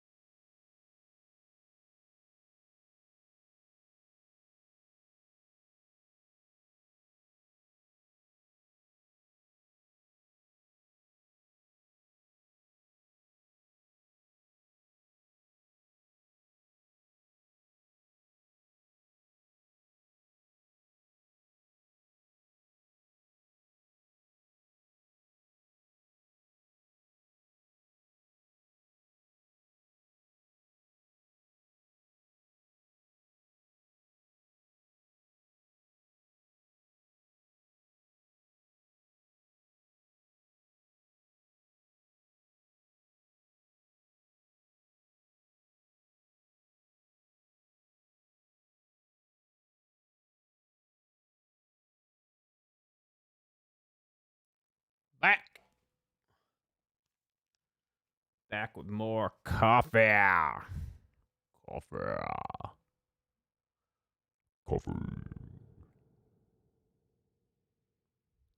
Double kill. Triple kill.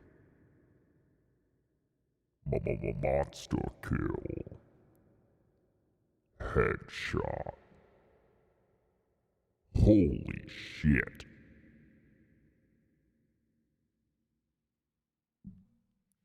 Thanks, Logan Hedman.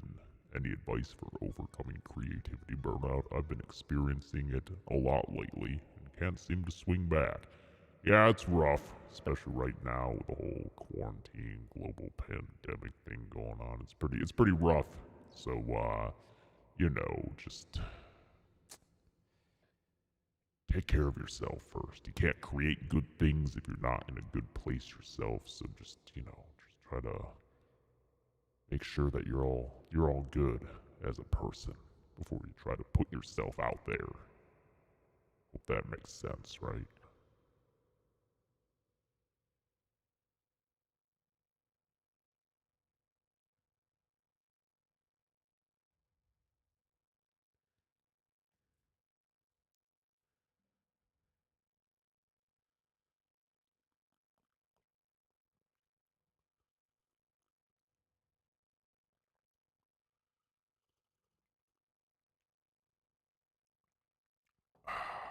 That's some good coffee.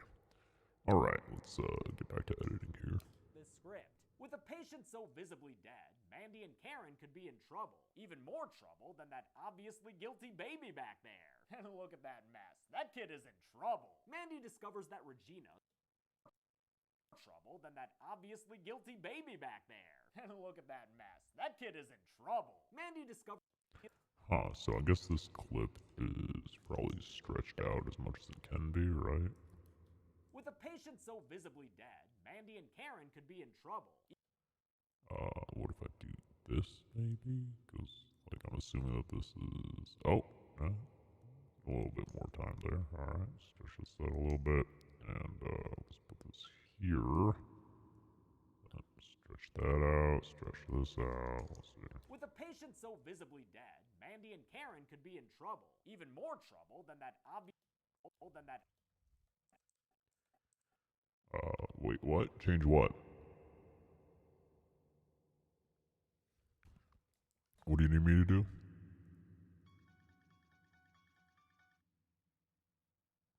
Oh, that's nice. Dinosaur.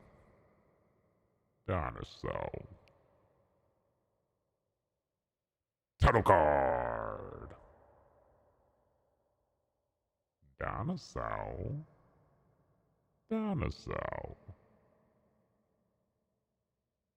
Oh, that's not nice.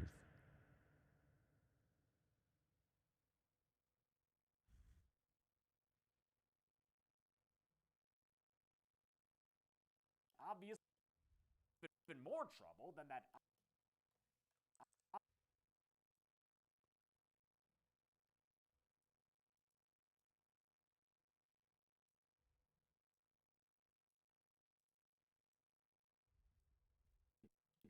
Even more trouble than that obviously guilty baby back there. And look at that mess. That kid is in trouble. Mandy discovers Oh, I don't want you to suffer. Why would someone like me want people to suffer? Will do.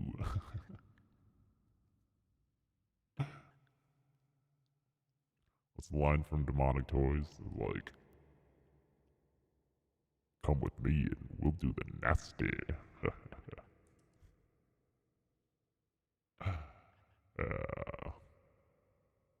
How am I doing, Andrea? I'm doing great. I'm doing fantastic. What's the other one? Oh, this.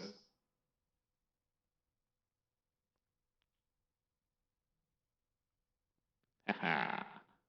Yeah. Yeah. I'm talking like this.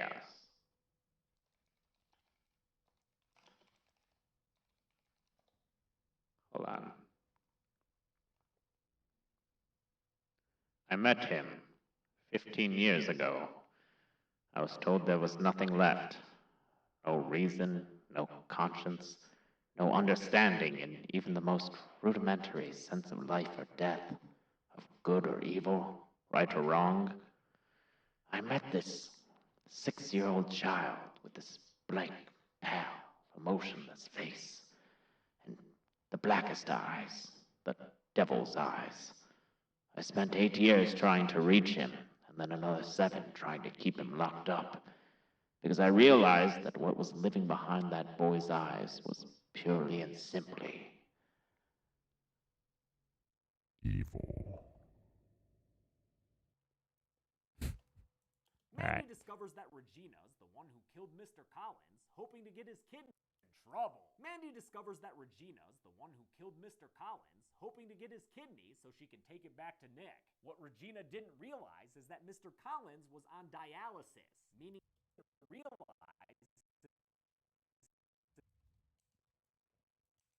Gina didn't realize is that Mr. Collins was on dialysis, meaning he had garbage kidneys that they can't even use. You are That they can't even use. you are such a stupid bitch.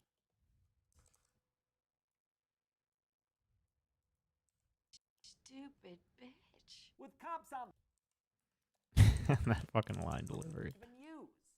You are such a stupid bitch. With cops on the way and both cousins having dirt on each other, Mandy agrees to find a kidney for Regina to get her out of her hair. Ephraim, the security guard,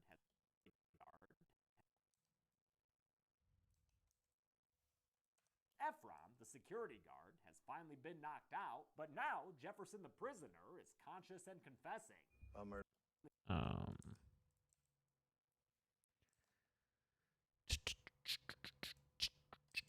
But now Jefferson the prisoner is conscious and confessing. I murdered a cop. I hate cops. But I love blondes. So, yeah.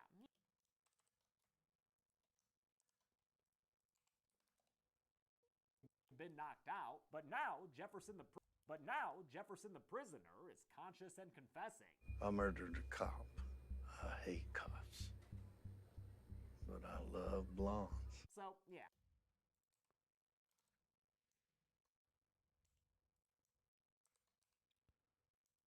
Two hours of editing is far from insane, Mad, or anyone else thinking that this is, you know, I wasn't lying when I said about 40 hours of work go into each kill count.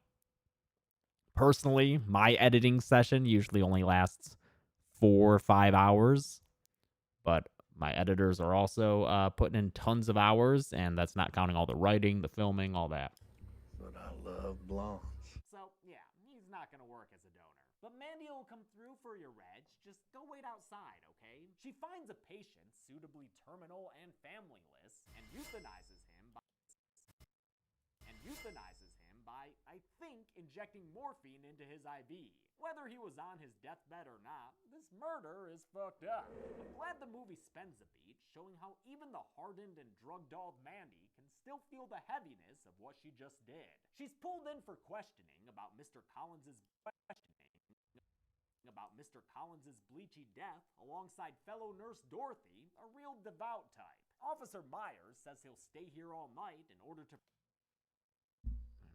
Calls.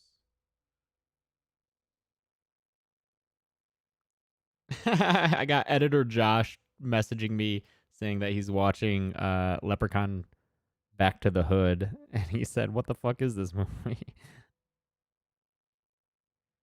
What's wrong with it, buddy?"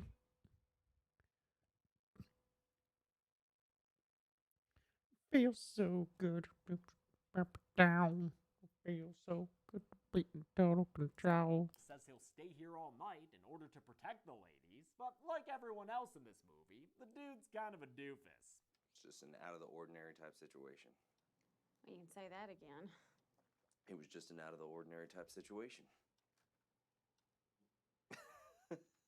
Oh, I get it. Karen tips. I love Dorothy too. I love all the characters in this movie. I get it. Karen tips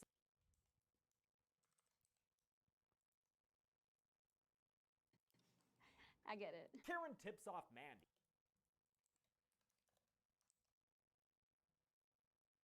It's kind of a doofus. It's just an out of the ordinary type situation. You can say that again. It was just an out of the ordinary type situation. Oh, I get it. Karen tips off Mandy that the morphine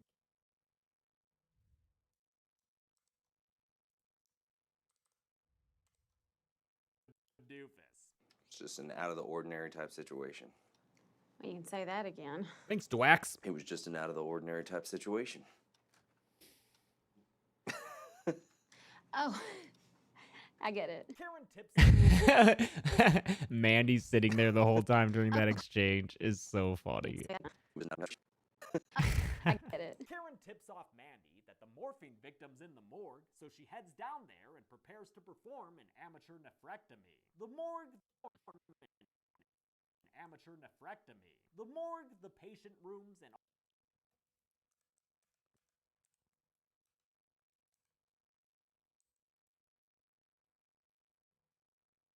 the morgue, the patient rooms, and all.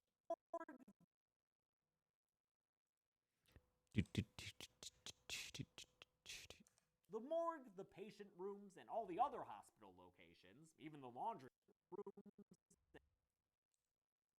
and all the other hospital locations, even the laundry room. Oh, there's like a panning shot early on that is like her doing her rounds, I think.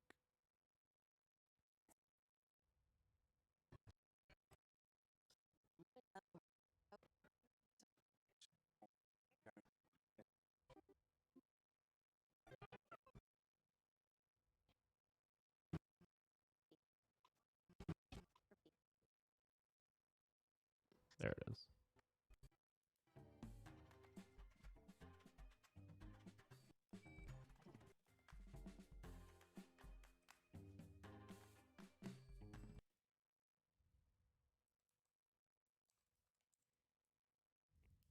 The morgue, the patient rooms, and all the other hospital locations.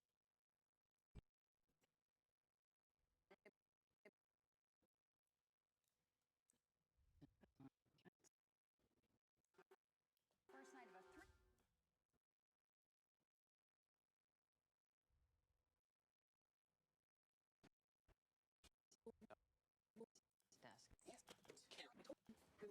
Ready now. You know, it is hot in here, so I'm gonna wait outside.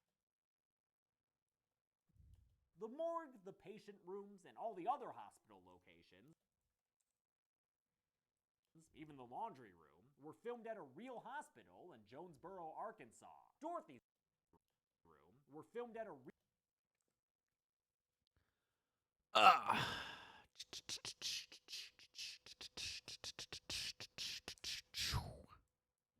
were filmed at a real laundry room, were filmed at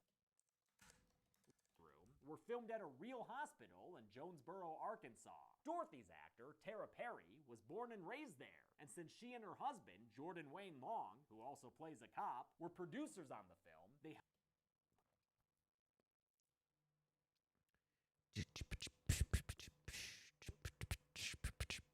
Oh, good command there, Lindsay. Slash whichever mod made that about the editing. Yes, I have many editors, but I also, kill counts take a lot of editing, and I get in on that at the end.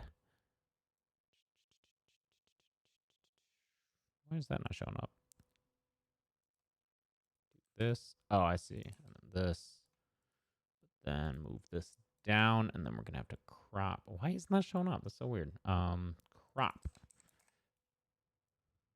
this from the bottom. I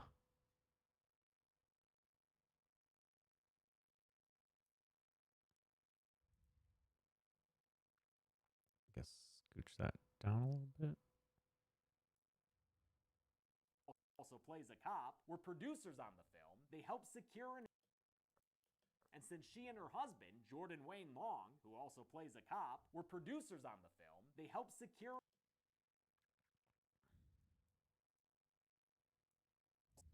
plays a cop, were producers on the film. They helped secure an entire floor of the Arkansas Continued Care. Okay, and then I think there's another. Let's see, predators or xenomorphs. I think predators have the cooler design a little bit, but I do love the alien movies more on average.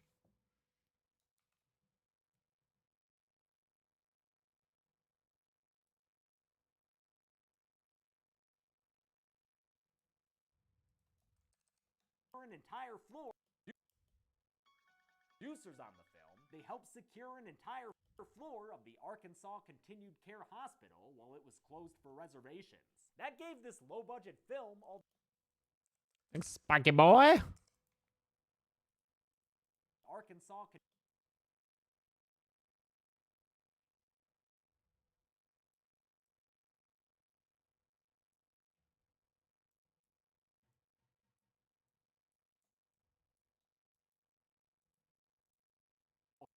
Also plays a cop, were producers on the film. They helped secure an entire floor of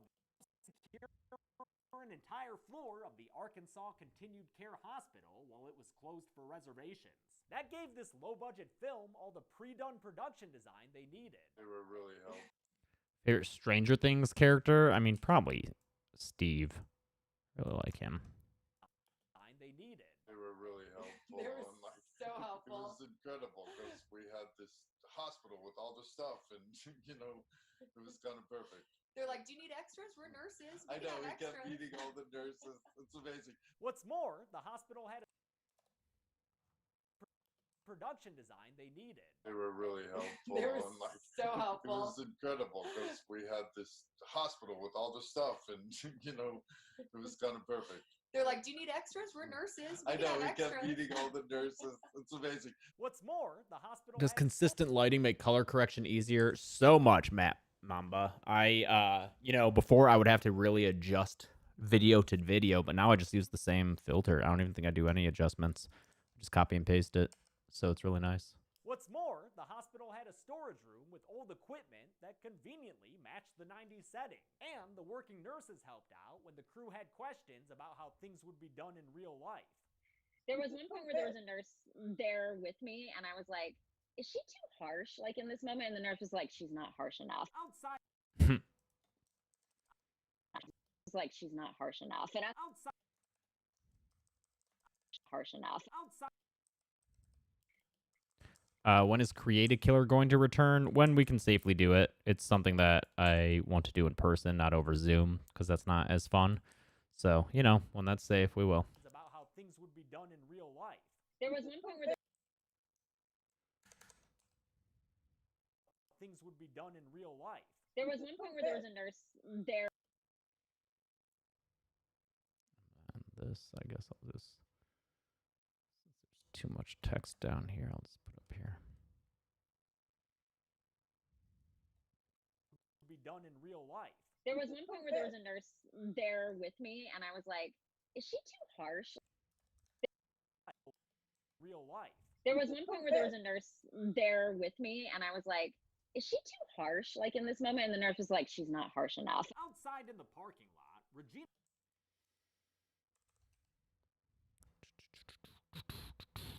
What up, Crib? How's it going?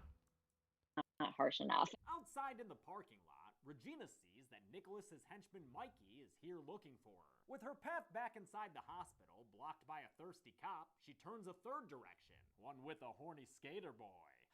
Poor kid. He was just getting the hang of ollieing, too. She said, kid.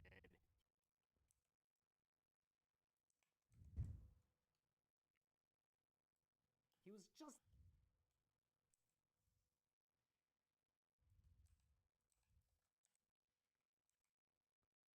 Oh, Meester, you also interviewed Bria Grant? On what platform? Do you have a podcast or a channel or something?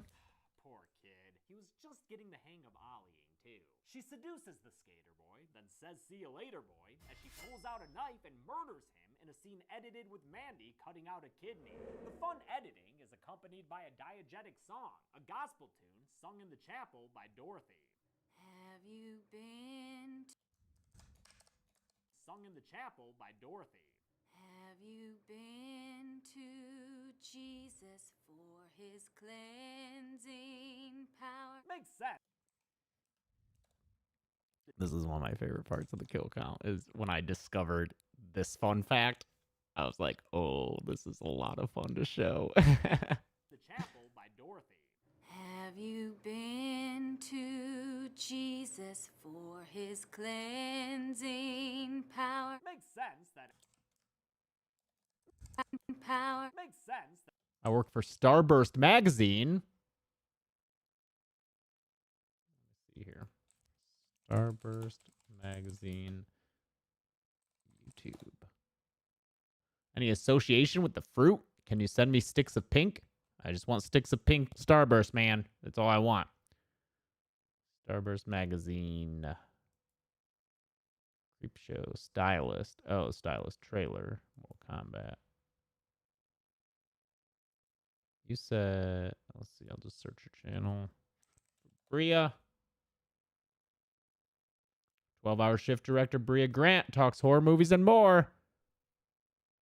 Are you staying safe in amongst all the crazy shenanigans that are going on in the world? Oh, wow. Yeah, I mean, I'm at home. It's funny because I feel like I don't think I watched this during my research, but I'm pretty sure I watched her in like the same location, the same outfit, so it must have just been like a press junket day. That's cool though. She was great when we interviewed her. I can't wait for that to come out. Power. makes sense that Are you washed in blood? Cleansing power. makes sense. I didn't watch the whole thing. Cleansing power. Makes sense that Have you been? makes sense that actor producer Tara Perry's singing a song here. In the Power. makes sense that actor producer Tara Perry's singing a song here. In the early 2010s, she was part of a This is so fucking great to me. In the early 2010s, she was part of a musical preschool Nickelodeon show, The Fresh Beat Band. In fact, she's joined by Fresh Beat Band member Thomas Hobson for this song, as his character. In fact, she's joined by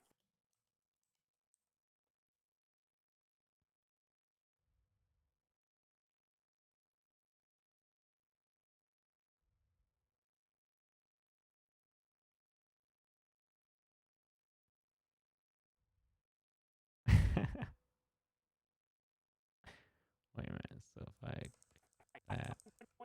In fact, What? That can't be right. Okay, so we want that. in fact, she's joined by Fresh Beat Band. She's joined by, in fact, she's joined by Fresh Beat Band.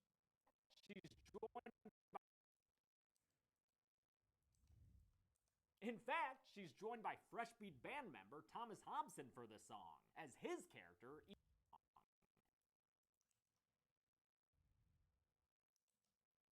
For the song, as his band member Thomas Hobson.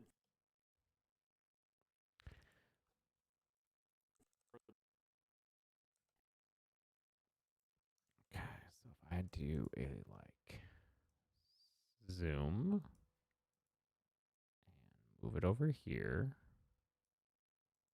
and then if I also do a zoom and move it over here,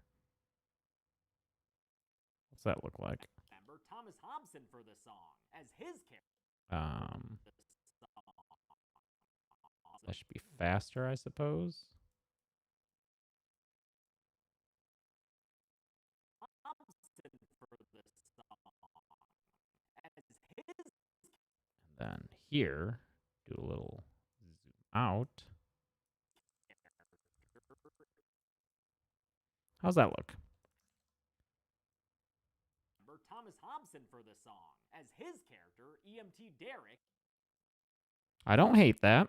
Hobson for the song, as his Beat Band member Thomas Hobson for the song, as his character EMT Derek picks up the second verse, right as Mandy and by Fresh Beat Band member Thomas Hobson for the song, as his Although maybe as his should come a little later. Yeah. That's better. For the song, as his character, EMT Derek. As his character. Then we'll shift that a little bit. Make it a little bit faster. As his character, EMT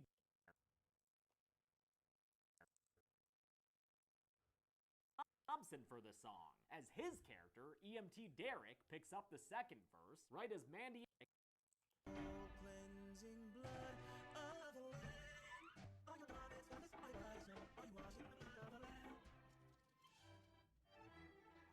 Oop, but Picks up the second verse, right as Mandy and Regina each pick up a shiny new organ. Are you washed in the blood of the Lamb? The song can organ. Are you washed? Right as Mandy. Josh, searches like that one trying to find the show are why I use a separate Google account for work. That's a good idea, dude. You probably don't want searches for the Fresh Beat Band, the preschooler television show on your normal account. My account's fucked. Picks up the second verse, right as Mandy and Regina each pick up a shiny new organ. Are you washed in the blood of the organ? Are you washed in the blood of the Lamb? The song continues until Mandy knocks over a tray in the morgue, which brings in Officer Myers and his overeager energy. He doesn't question what Mandy's doing with the body, and instead offers to help her put it back on the table. I love how oblivious this guy is. He's like a puppy with a badge. Oh, sorry. With a badge.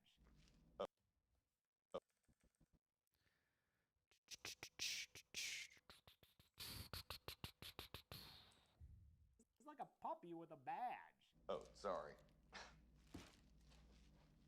Probably not allowed to touch. Glad you liked his house, Cubic.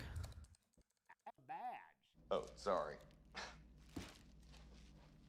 Probably not allowed to touch that, huh? Yeah, better not. Dude's a much worse cop than he was an art director at SC&P. Have to find a Mad Men clip for that. Mandy puts the new kidney in the cooler with a can of soda to keep it extra cold in there, but pretty quickly. Mandy puts the new kidney in the extra cold in there, but pretty quickly learns that Regina didn't have the patience to wait because Dorothy just found the skater boy's body on a smoke break. Yep, that's. Oh. Oh my god, there's another one. A dead body. Can you hear me? Where? Huh? Where? Over by the storage shed. I don't know what I just went out there. I was just looking for somewhere out of the rain to smoke. Oh god, I shouldn't even be smoking. And then there was I kind of want to put that line here. Boy's body on a smoke break. God, I shouldn't even be smoking. Yep, that's not good. On a smoke break. God, I shouldn't even be smoking. Smoke break. Oh god, I shouldn't even be smoking. Yep.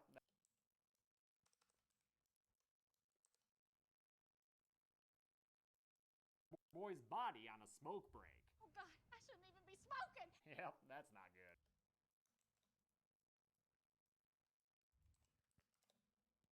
Body on a smoke break. Oh god, I shouldn't even be smoking. Yep, that's not good. On the skater boy's body on a smoke break. Oh god, I shouldn't even be smoking. Yep, that's not good. I don't think we need. Yep, that's not good.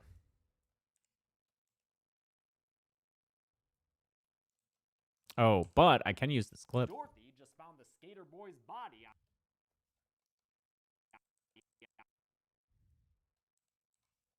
a smoke break. Oh god, I shouldn't even be smoking. Yep, that's not good.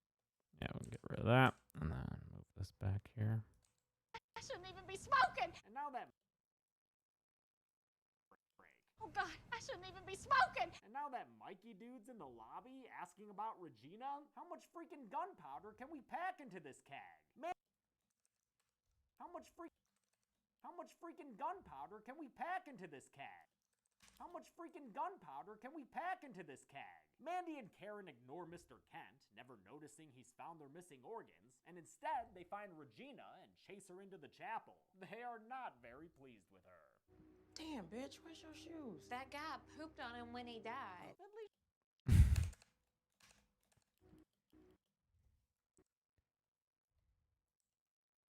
That's like my favorite fucking line. never noticed. That guy pooped on him when he died. Noticing he's found their missing organs, and instead they find Regina and chase her into the chapel. They are not very pleased with her. Damn, bitch, where's your shoes? That guy pooped on him when he died. At least she got the Oh, cool, M-Fish. I really want to watch that. It's still open in a tab on my computer and has been for probably months now. very pleased with her. Damn, bitch, where's your shoes? That guy pooped on him when he died. At least she got the kid's kidney, which she's keeping in her panties now. Except Died. at least she got the kid's kidney, which she's keeping in her panties now. Except turns out that's not a kidney. Regina cut out the skateboarder's bladder by mistake. Mandy tried to cut out the That is not a kidney. That's a bladder. How do you do that? My kidneys are right here. Those are yours. That's bladder. Damn your nuts. Maybe you should think about this shit before you go murdering. I hate you. the skateboarder's bladder by mistake. Mandy Kind of want to put in a little sound up there too. by mistake. I hate you. Mandy by mistake. I hate you. Mandy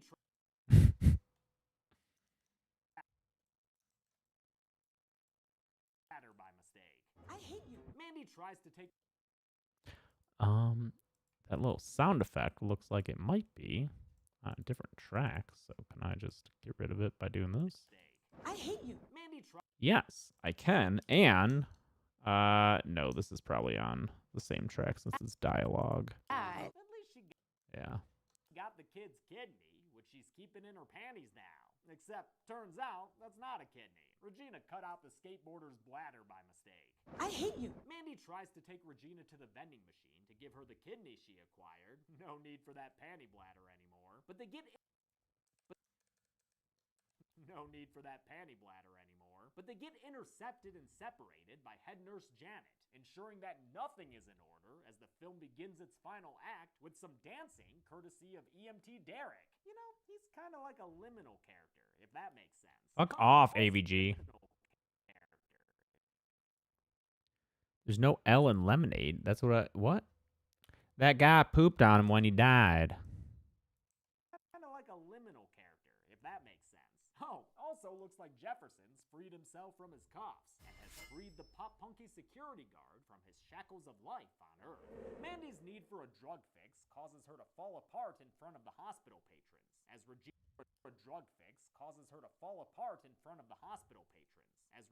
nurse disguise falls apart when she can't answer Dorothy's difficult question. Where are your shoes? Penetray, better skedaddle. Dorothy's difficult question. Where are your shoes? Penetray. Where are your shoes? Penetray. Emanade. Where are your shoes? Penetray, better skedaddle. She runs down towards the loading dock, only to be caught. She runs down towards the loading dock, only to be caught by Nicholas's rat-tailed henchman, Mikey. No worries, though. She should be in the clear, thanks to that kidney in the cooler and some sexy dancing moves. No, do not try all that sexy shit with me, Regina. You are covered in blood and puke. Well, dancing moves. No, do not try all that sexy. This guy comes into the movie late and is hilarious. No, do not try all that sexy shit with me, Regina. You are covered in blood and puke. Well, at least she's got the kidney in the oh, man. Puke.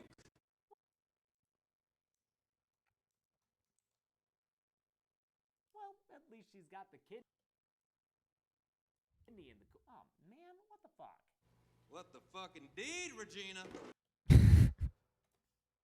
Puke. Well, at least she's got the kidney in the.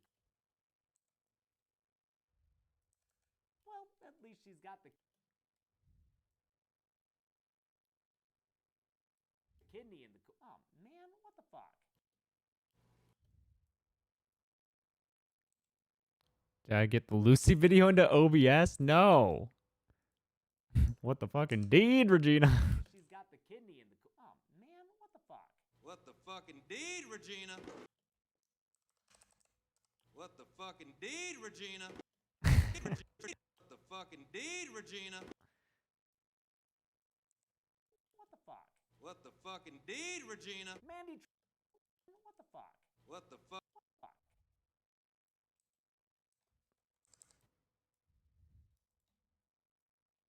Josh, buddy, you better be watching those fucking Leprechaun movies. I don't know how you're hanging out here listening to sound ups from 12-hour shift when you've got Leprechaun movies to watch. Where you at? You still on Back to the Hood? What's wrong with that movie? What's wrong with Back to the Hood? It's a very mediocre movie. Too Little Lep. He is not in a lot of that movie. It's the most neutral I feel towards a Leprechaun movie. I'm like, it's fine. I would put it smack dab in the middle of meh.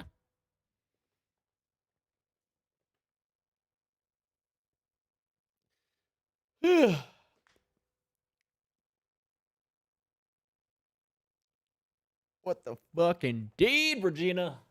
Oh, I forgot to do a little Instagram live thing for this stream. Whoops. Well, you know, 2 steps forward, 1 step back. Still progress. What the fuck indeed, Regina? Mandy tries to steal. What the fuck indeed, Regina? Mandy tries to steal more morphine from her brother, but is caught by Nurse Janet since she's already on probation for a prior. That should be maybe By Nurse Janet since she's already on probation for a prior drug incident. Her only way out is to lie with the truth and admit that the OD patient is her estranged half. The OD patient is her estranged half brother. I'm sorry. I really do trust. I'm sorry. I really do trust you. Half brother. I'm sorry.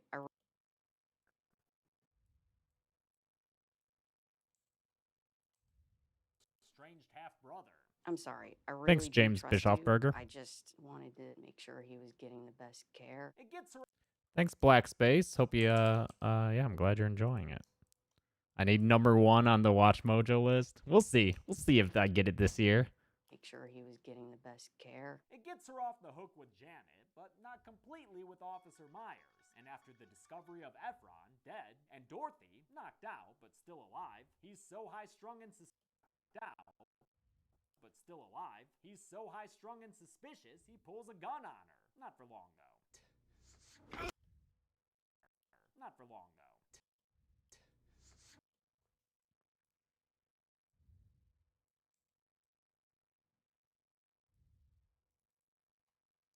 Gun on her.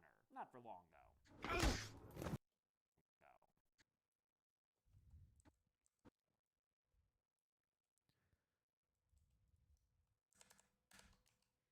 Pulls a gun on her. Not for long, though. I fucking hate cops. We already went over this. Regina. We already went over this. We already went over this. Regina convinced.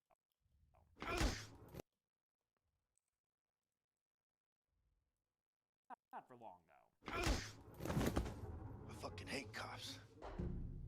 We already went over this. Regina convinced on her. Not for long, though. I fucking hate cops. We already went over this. I fucking hate cops. We already went over this. Regina convinces Mikey that they could take an entire body for extra organs, which is why Mandy finds them in Andrew's room. Regina trying why Mandy finds them in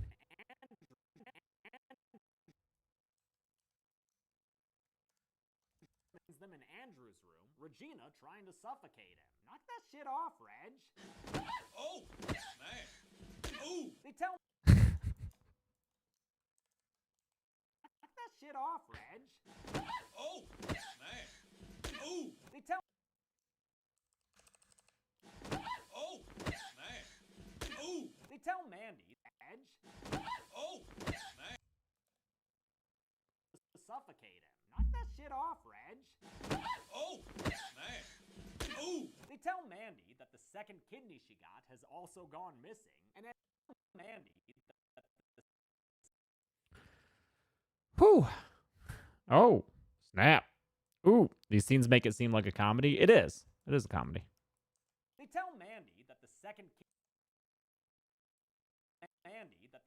kidney she got has also gone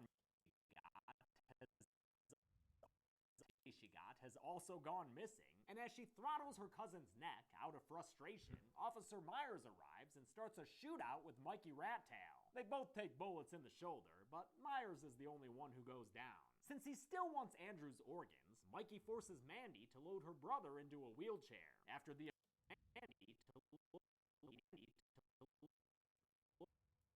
What show is this? This is the kill count. load her brother into a wheelchair. After Oh, and my mate, HXM, I'm good. Except HXM-ish. I'm good. Fuck. I'm great. forces Mandy to load her brother. Fuck, I keep clicking the wrong damn thing.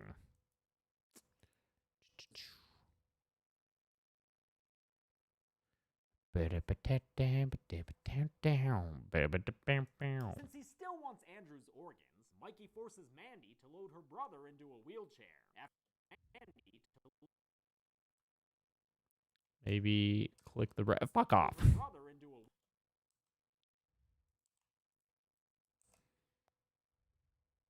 wheelchair. After the emergency lights come on, though, she gets the emergency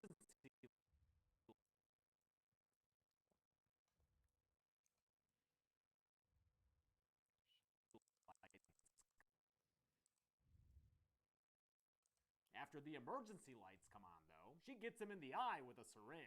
Her escape with Regina and Andrew is blocked on one side by demonic Deputy Dewey and on the other by Rat Tail Pliskin. Head nurse Deputy Dewey and on the other by Thanks, James Bischoff Burger again.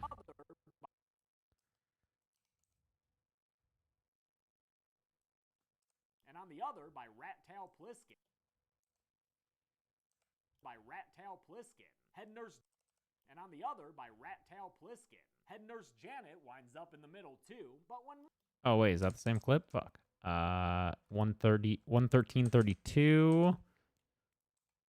Yes, that is the same clip. and on the other by Rat Tail Pliskin. Head nurse Janet winds up. Did you hear the noise? What the fuck is going on? Janet, run.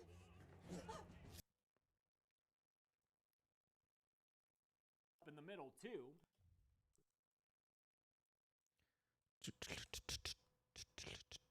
Oh, nice, cool. Head nurse Janet winds up in the middle too, but when Mikey slits her throat with a syringe, she stands her ground and punches him back. A little later, Mandy's able to patch her up, keeping Janet safe and sound from the kill count.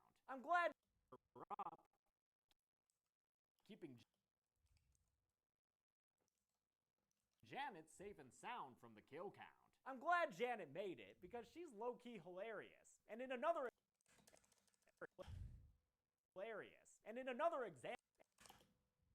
I'm glad Janet made it because she's low-key hilarious. And in another example of how interconnected this movie's cast and crew is, actor Brooke Seguin is on an improv team with Tara Perry and was also actor Brooke. There is a shot of them together. Let's see. There's a couple of shots, yeah, here. Tried to kill himself. He'll make it though. Poor thing. They gotta leave him handcuffed to the bed even though he's passed out. He murdered someone. Don't you read the paper? Oh, wait, no, there's... Okay, so that's not really them together, but it's when... It's after Mr. Collins dies, and... They're talking about shit they have to do. Oh, is it after the second death then?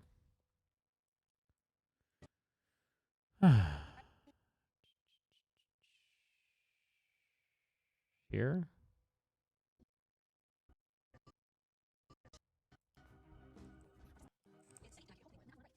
Take a break, Dorothy. Well, let's try this then. Actor Brooks Seguin is on an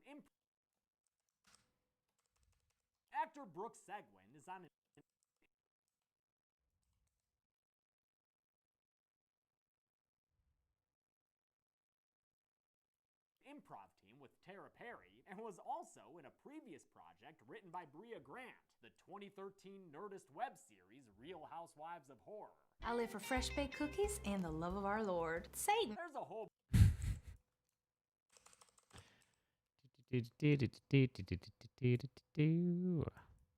Cookies and the love of our Lord, Satan. There's a whole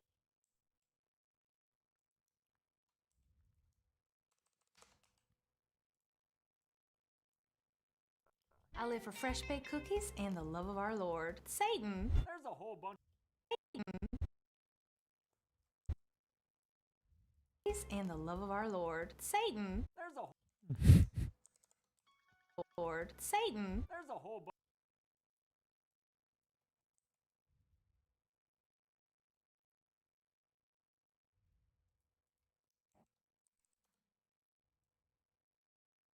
Thanks, OTG Omario, for the super chat. Please don't use them to request skill counts, though. It's not fair to people who can't afford super chats.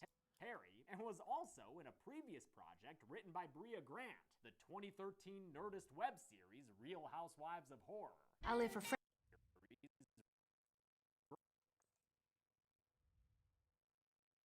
Grant, the 2013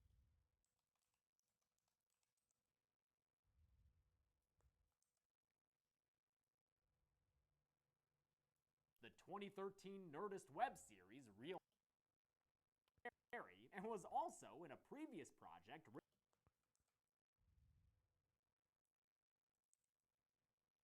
written by Bria Grant, the 2013 Nerdist web series Real Grant, the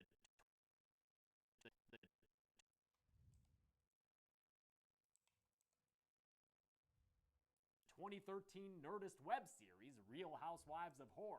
I live for fresh baked cookies and the love of our Lord, Satan. There's a whole bunch of hijinks.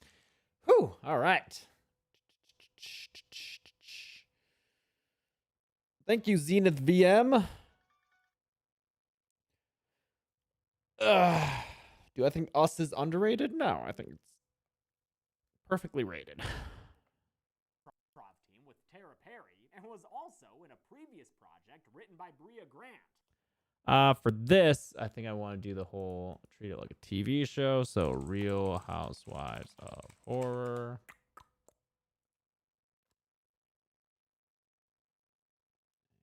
Episode 1 is the pilot. So if it's a TV show, it's going to be... Oh, that's not right. That must be from Spree, maybe? Logan Henneman, thank you. Is it hard for you to cut a scene in a movie that you find interesting but know other people probably won't when working on a kill count? I really... A lot of factors go into what I decide to put... what scenes I decide to include or not include in a kill count. You know... Obviously, if it leads up to or explains a death or includes a death, I have to put it in because of the structure of the show. Otherwise, it's up for grabs and up to my discretion. So that's, there are, especially with comedies, there are a lot of times when there are funny scenes, or even without comedies, if it's stuff like just well acted scenes that I really like. But sometimes I just got to not include them to move things along more. But that's why they're not a replacement for watching the movie themselves, because I can't. I got to make those decisions, whereas you should definitely just be watching it yourself and seeing all the good stuff that the movies have.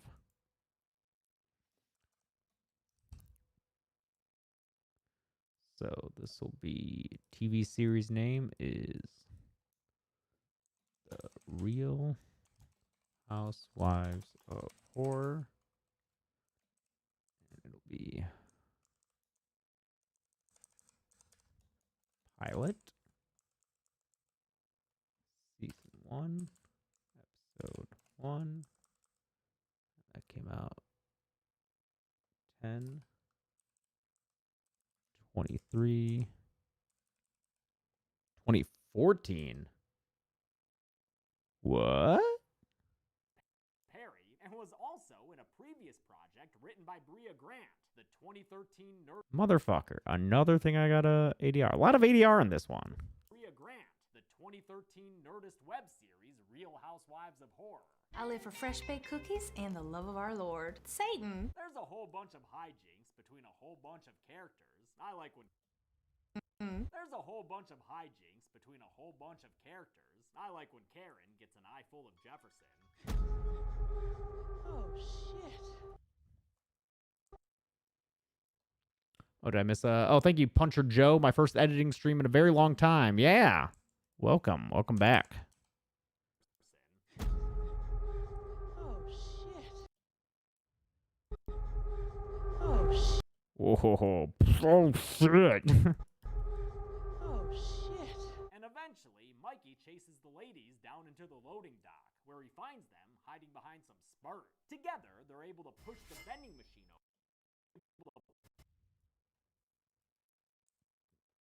Together, they're able to push the vending machine over and crush him to death with it. I love that Regina immediately considers taking his kidney. He's dead. No. Thank you, Dare Butler. His kidney. He's dead. No.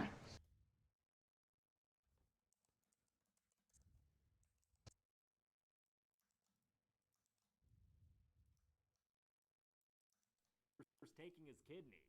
He's dead. No. Sorry, Reg. Taking his kidney. He's dead. No. Sorry, Reg. Kidney. He's dead. No. Sorry, Reg. Not. He's dead. No. Sorry, Reg. Not this.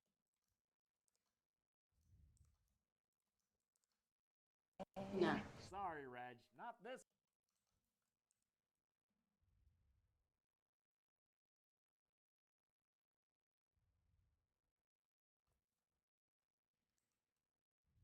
If I cut this and then do that, paste. No. Sorry, Reg. Not this wicked witch of the West Ward. Jefferson comes outside and tries to take Regina. This is what editing looks like, BTW Crizzen. It's mostly just sitting here, working, and not getting to listen to music or podcasts because I got to hear everything. It sucks. Outside and tries to take Regina as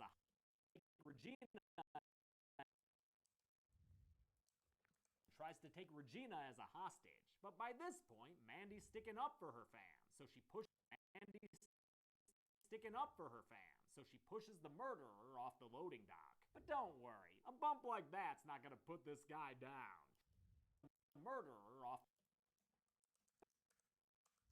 So she pushes the murderer off the loading dock. But don't worry, a bump like that's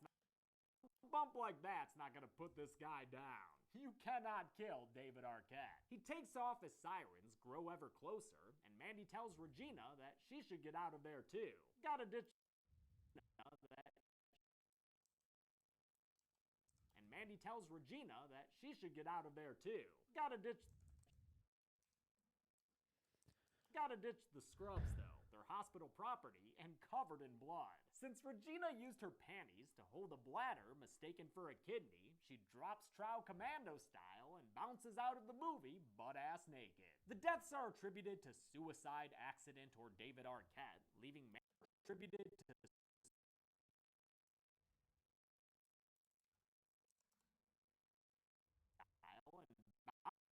and bounces out of the movie butt-ass naked. The deaths are attributed to suicide,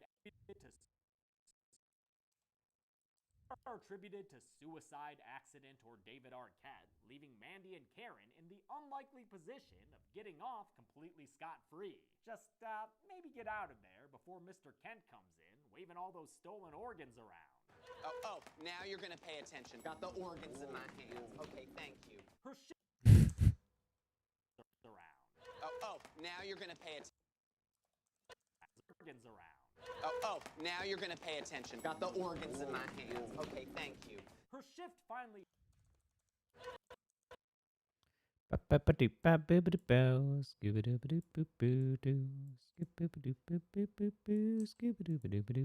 Organs around. Oh, now you're gonna pay attention. Got the organs in my hands. Okay, thank you.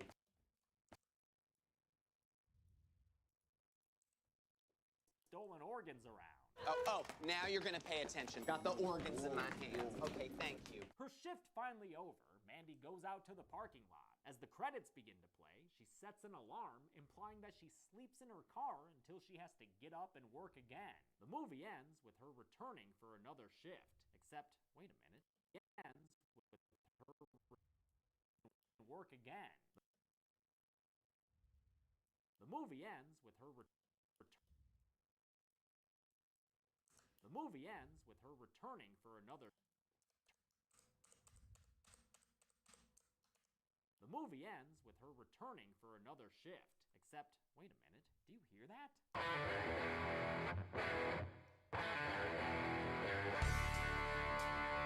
By God. Statistically, you're most Thank you, Sarah McCollum. Let's hope that doesn't get the video fucking flagged, right? By God. Statistically, you're most likely to die inside a hospital. Let's see how many people that rang true for here and get to the numbers.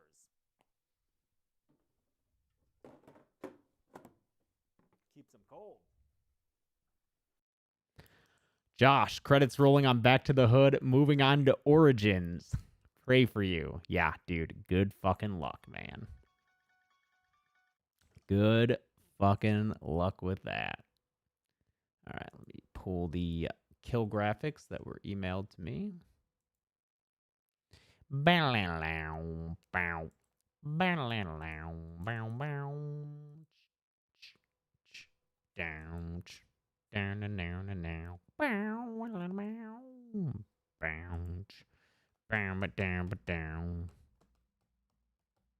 I did finish watching them. I had to finish watching them because I gotta fucking write that script. Seeing as that video comes out a week from tomorrow, that is cutting it fucking close, dude.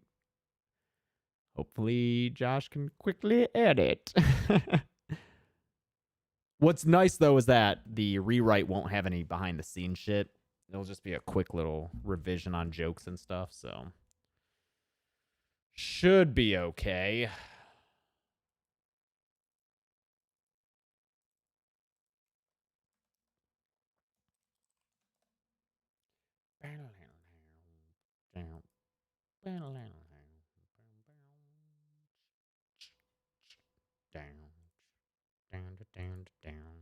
Oh, fuck me. Ah, man, I'm gonna have to reconnect all this bullshit. I have to make my life easier here, so let me log into my old Dropbox and get this old file structure to quickly relink stuff, I think.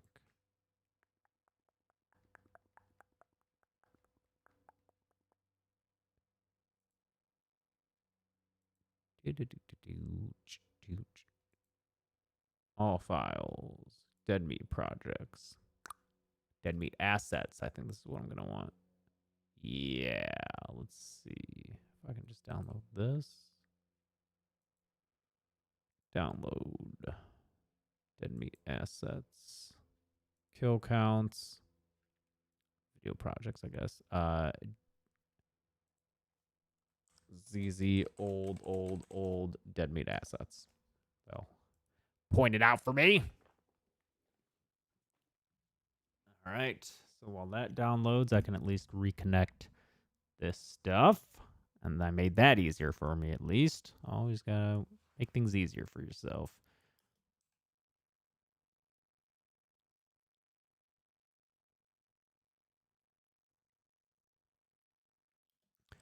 Okay. Wish those icons were a little bigger. But since there's so many custom ones, I don't really want to fuck with it. What if... Is it main composition? Body animation.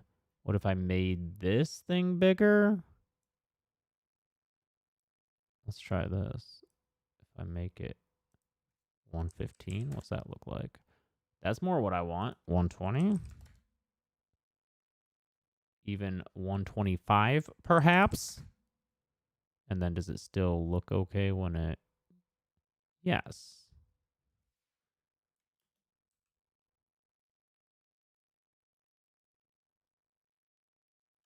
Okay. Now that finished downloading, so let me extract those files here. And hopefully that'll make my life easier in a second. So I'm going to cancel this and then open up this project file. Who did the art for Lil Basket Boy Belial, Olight? That would be Beth B. Rad. Wonderful friend of the channel. Made the Dead Meat logo that has been carved into wood and painted countless times and tattooed onto bodies. Okay, so this is in sound effects, which isn't even here. Great. Good start to making my life easier here. What? Old Dead Meat assets. Really? The sound effects aren't in there? What the fuck? Okay. Fuck.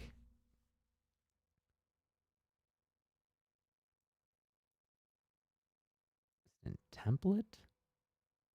No. Where are the sound effects?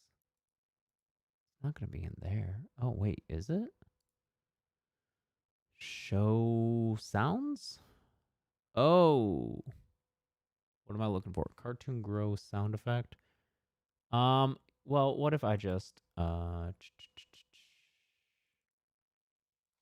sound effects. Kill count. Cartoon Grow sound effect. And that's exactly what it's called. So if I change that here.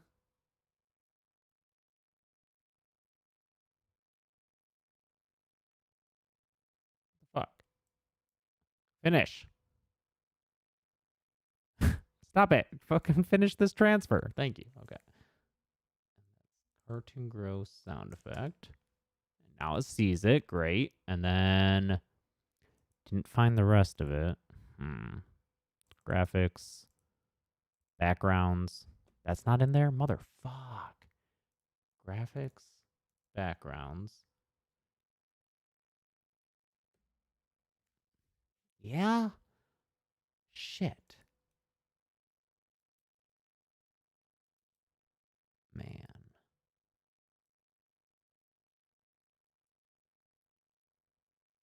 Graphics. Nope. Kill count. Template project elements. Graphics. Backgrounds. Numbers gradient. PSD. Yep. Let's throw that in there. Should be right there then. Okay. I need fast whoosh and swish 1 and 2.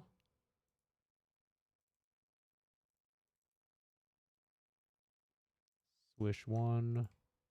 Okay. Swish 1, swish 2, and fast whoosh. Okay. I'll put those there. Rename them. Have you ever put butter on a Pop-Tart, Warthog? No. I bet people do that, though, huh? I bet some fucking people do that, huh? This is fast whoosh. How's that? Okay. Find these elements. What? Why didn't you find swish 2? It's right there. It's in the same location. Look. Okay. Great. And then now we are moving on to kill counts. 12-hour shift. Captured audio. That and this one, which will actually be this one. Thanks, Connor. Came here from Practical Folks, Llama Lord 2. Nice. Welcome. Welcome to the new party. Ah, man. Is this more shit I'm going to have to link? God damn it. So stupid. So this needs to have sword sound swing. Where's that? Where the fuck's the sword swing?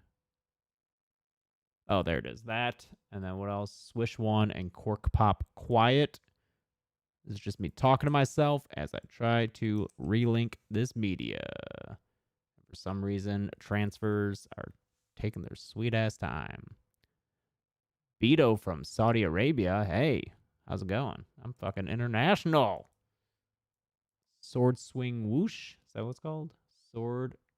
It's ES underscore sword space swing space whoosh.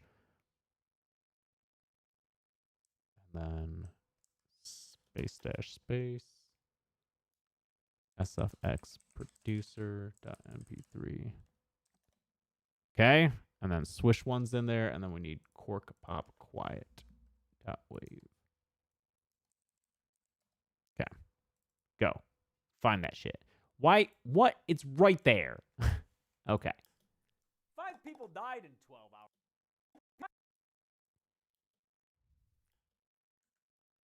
5 people died in 12-hour shift, with the victims in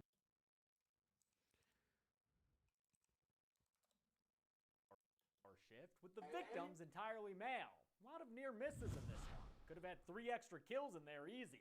With a runtime in 12-hour shift, with the victims entirely male. Died in 12-hour shift, with the victims Oh, whoops. God damn it. Weird. Okay. I want to adjust. 12-hour shift. The victim's entirely male is when I want to pop. Victim's entirely male right here. Male.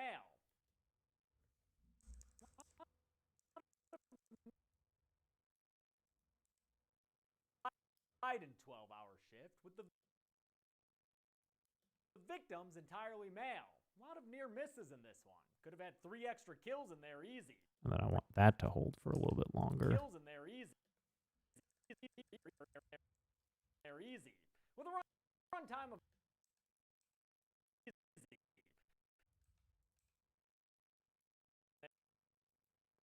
Add a frame hold there. Oops. Add frame hold. Go. they're easy. With a runtime of 88 minutes. With a runtime of I have not watched The Crow. I really need to. with a runtime of 88 minutes. That's one of the ones that, like, big blind spot for me. Thank you, Amazon Springer. Glad that you can appreciate this editing. It is a lot. With a runtime of the extra kills in there easy.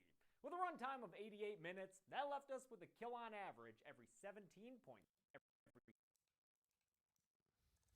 17 average every 17 point every 17.6 minutes. 0.6 minutes. All right. Now I just got to match the sound effects.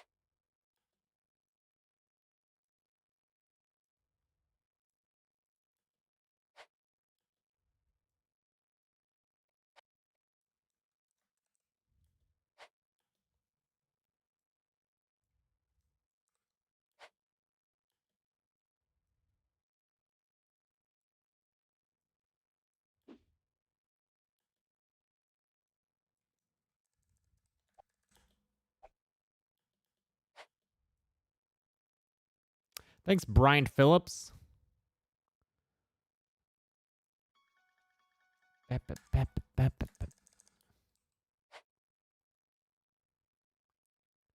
Favorite Ice 9 songs kill or Ice 9 kill song by Ice 9 songs kill would be like the golden chainsaw of a movie called Ice 9 Songs. My favorite Ice 9 Kills song, I don't know. I really like that whole album. The Crow song is really good. Even though I haven't seen the movie, I really like the acoustic guitar on that. But his vocals in the It song, was it End of the Show or whatever, fucking love. They're so theatrical. And then American Nightmare just always gets stuck in my head because it's so catchy. American Nightmare, American Dream. Do, do, do, do, do, do, do, do. All right, import this project. I do fexes. Thank you. Copy this. Paste here. Okay, and then this. 6 minutes. I'll give the That was a little... 6 minutes. I'll give the every 17.6 minutes. I'll give the golden chainsaw the coolest kill to Mikey. Premiere always acts up with these fucking award files. Mikey, because even though it wasn't bloody at all, they made him go splat with spurt. That's funny. Dull machete for lamest kill will go to the man killed by Mandy with morphine. That one. Killed by Mandy with morphine. That one was half kill and half euthanasia. And that's it. And that's it. 12-Hour Shift came out in 2020 and is a breath of fresh air to watch. I love its humor and energy. Until next time, I'm James A. Janice. This has been The Kill Count. Thanks a lot for watching this.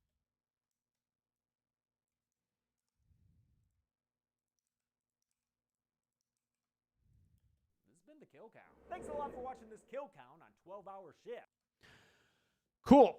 Okay. I'm not entirely 100% done. I got to do a lot of ADR, but that's the bulk of it, thankfully. So I'm going to go. I'm starting to get a headache because I have to eat something, and then I'm doing a fun little podcast thing with one of the co-writers of Host, and also I'm getting a phone call right now, so I should get going. Thanks a lot for hanging out, everybody. I'll talk to you later. See you next time. Be good people.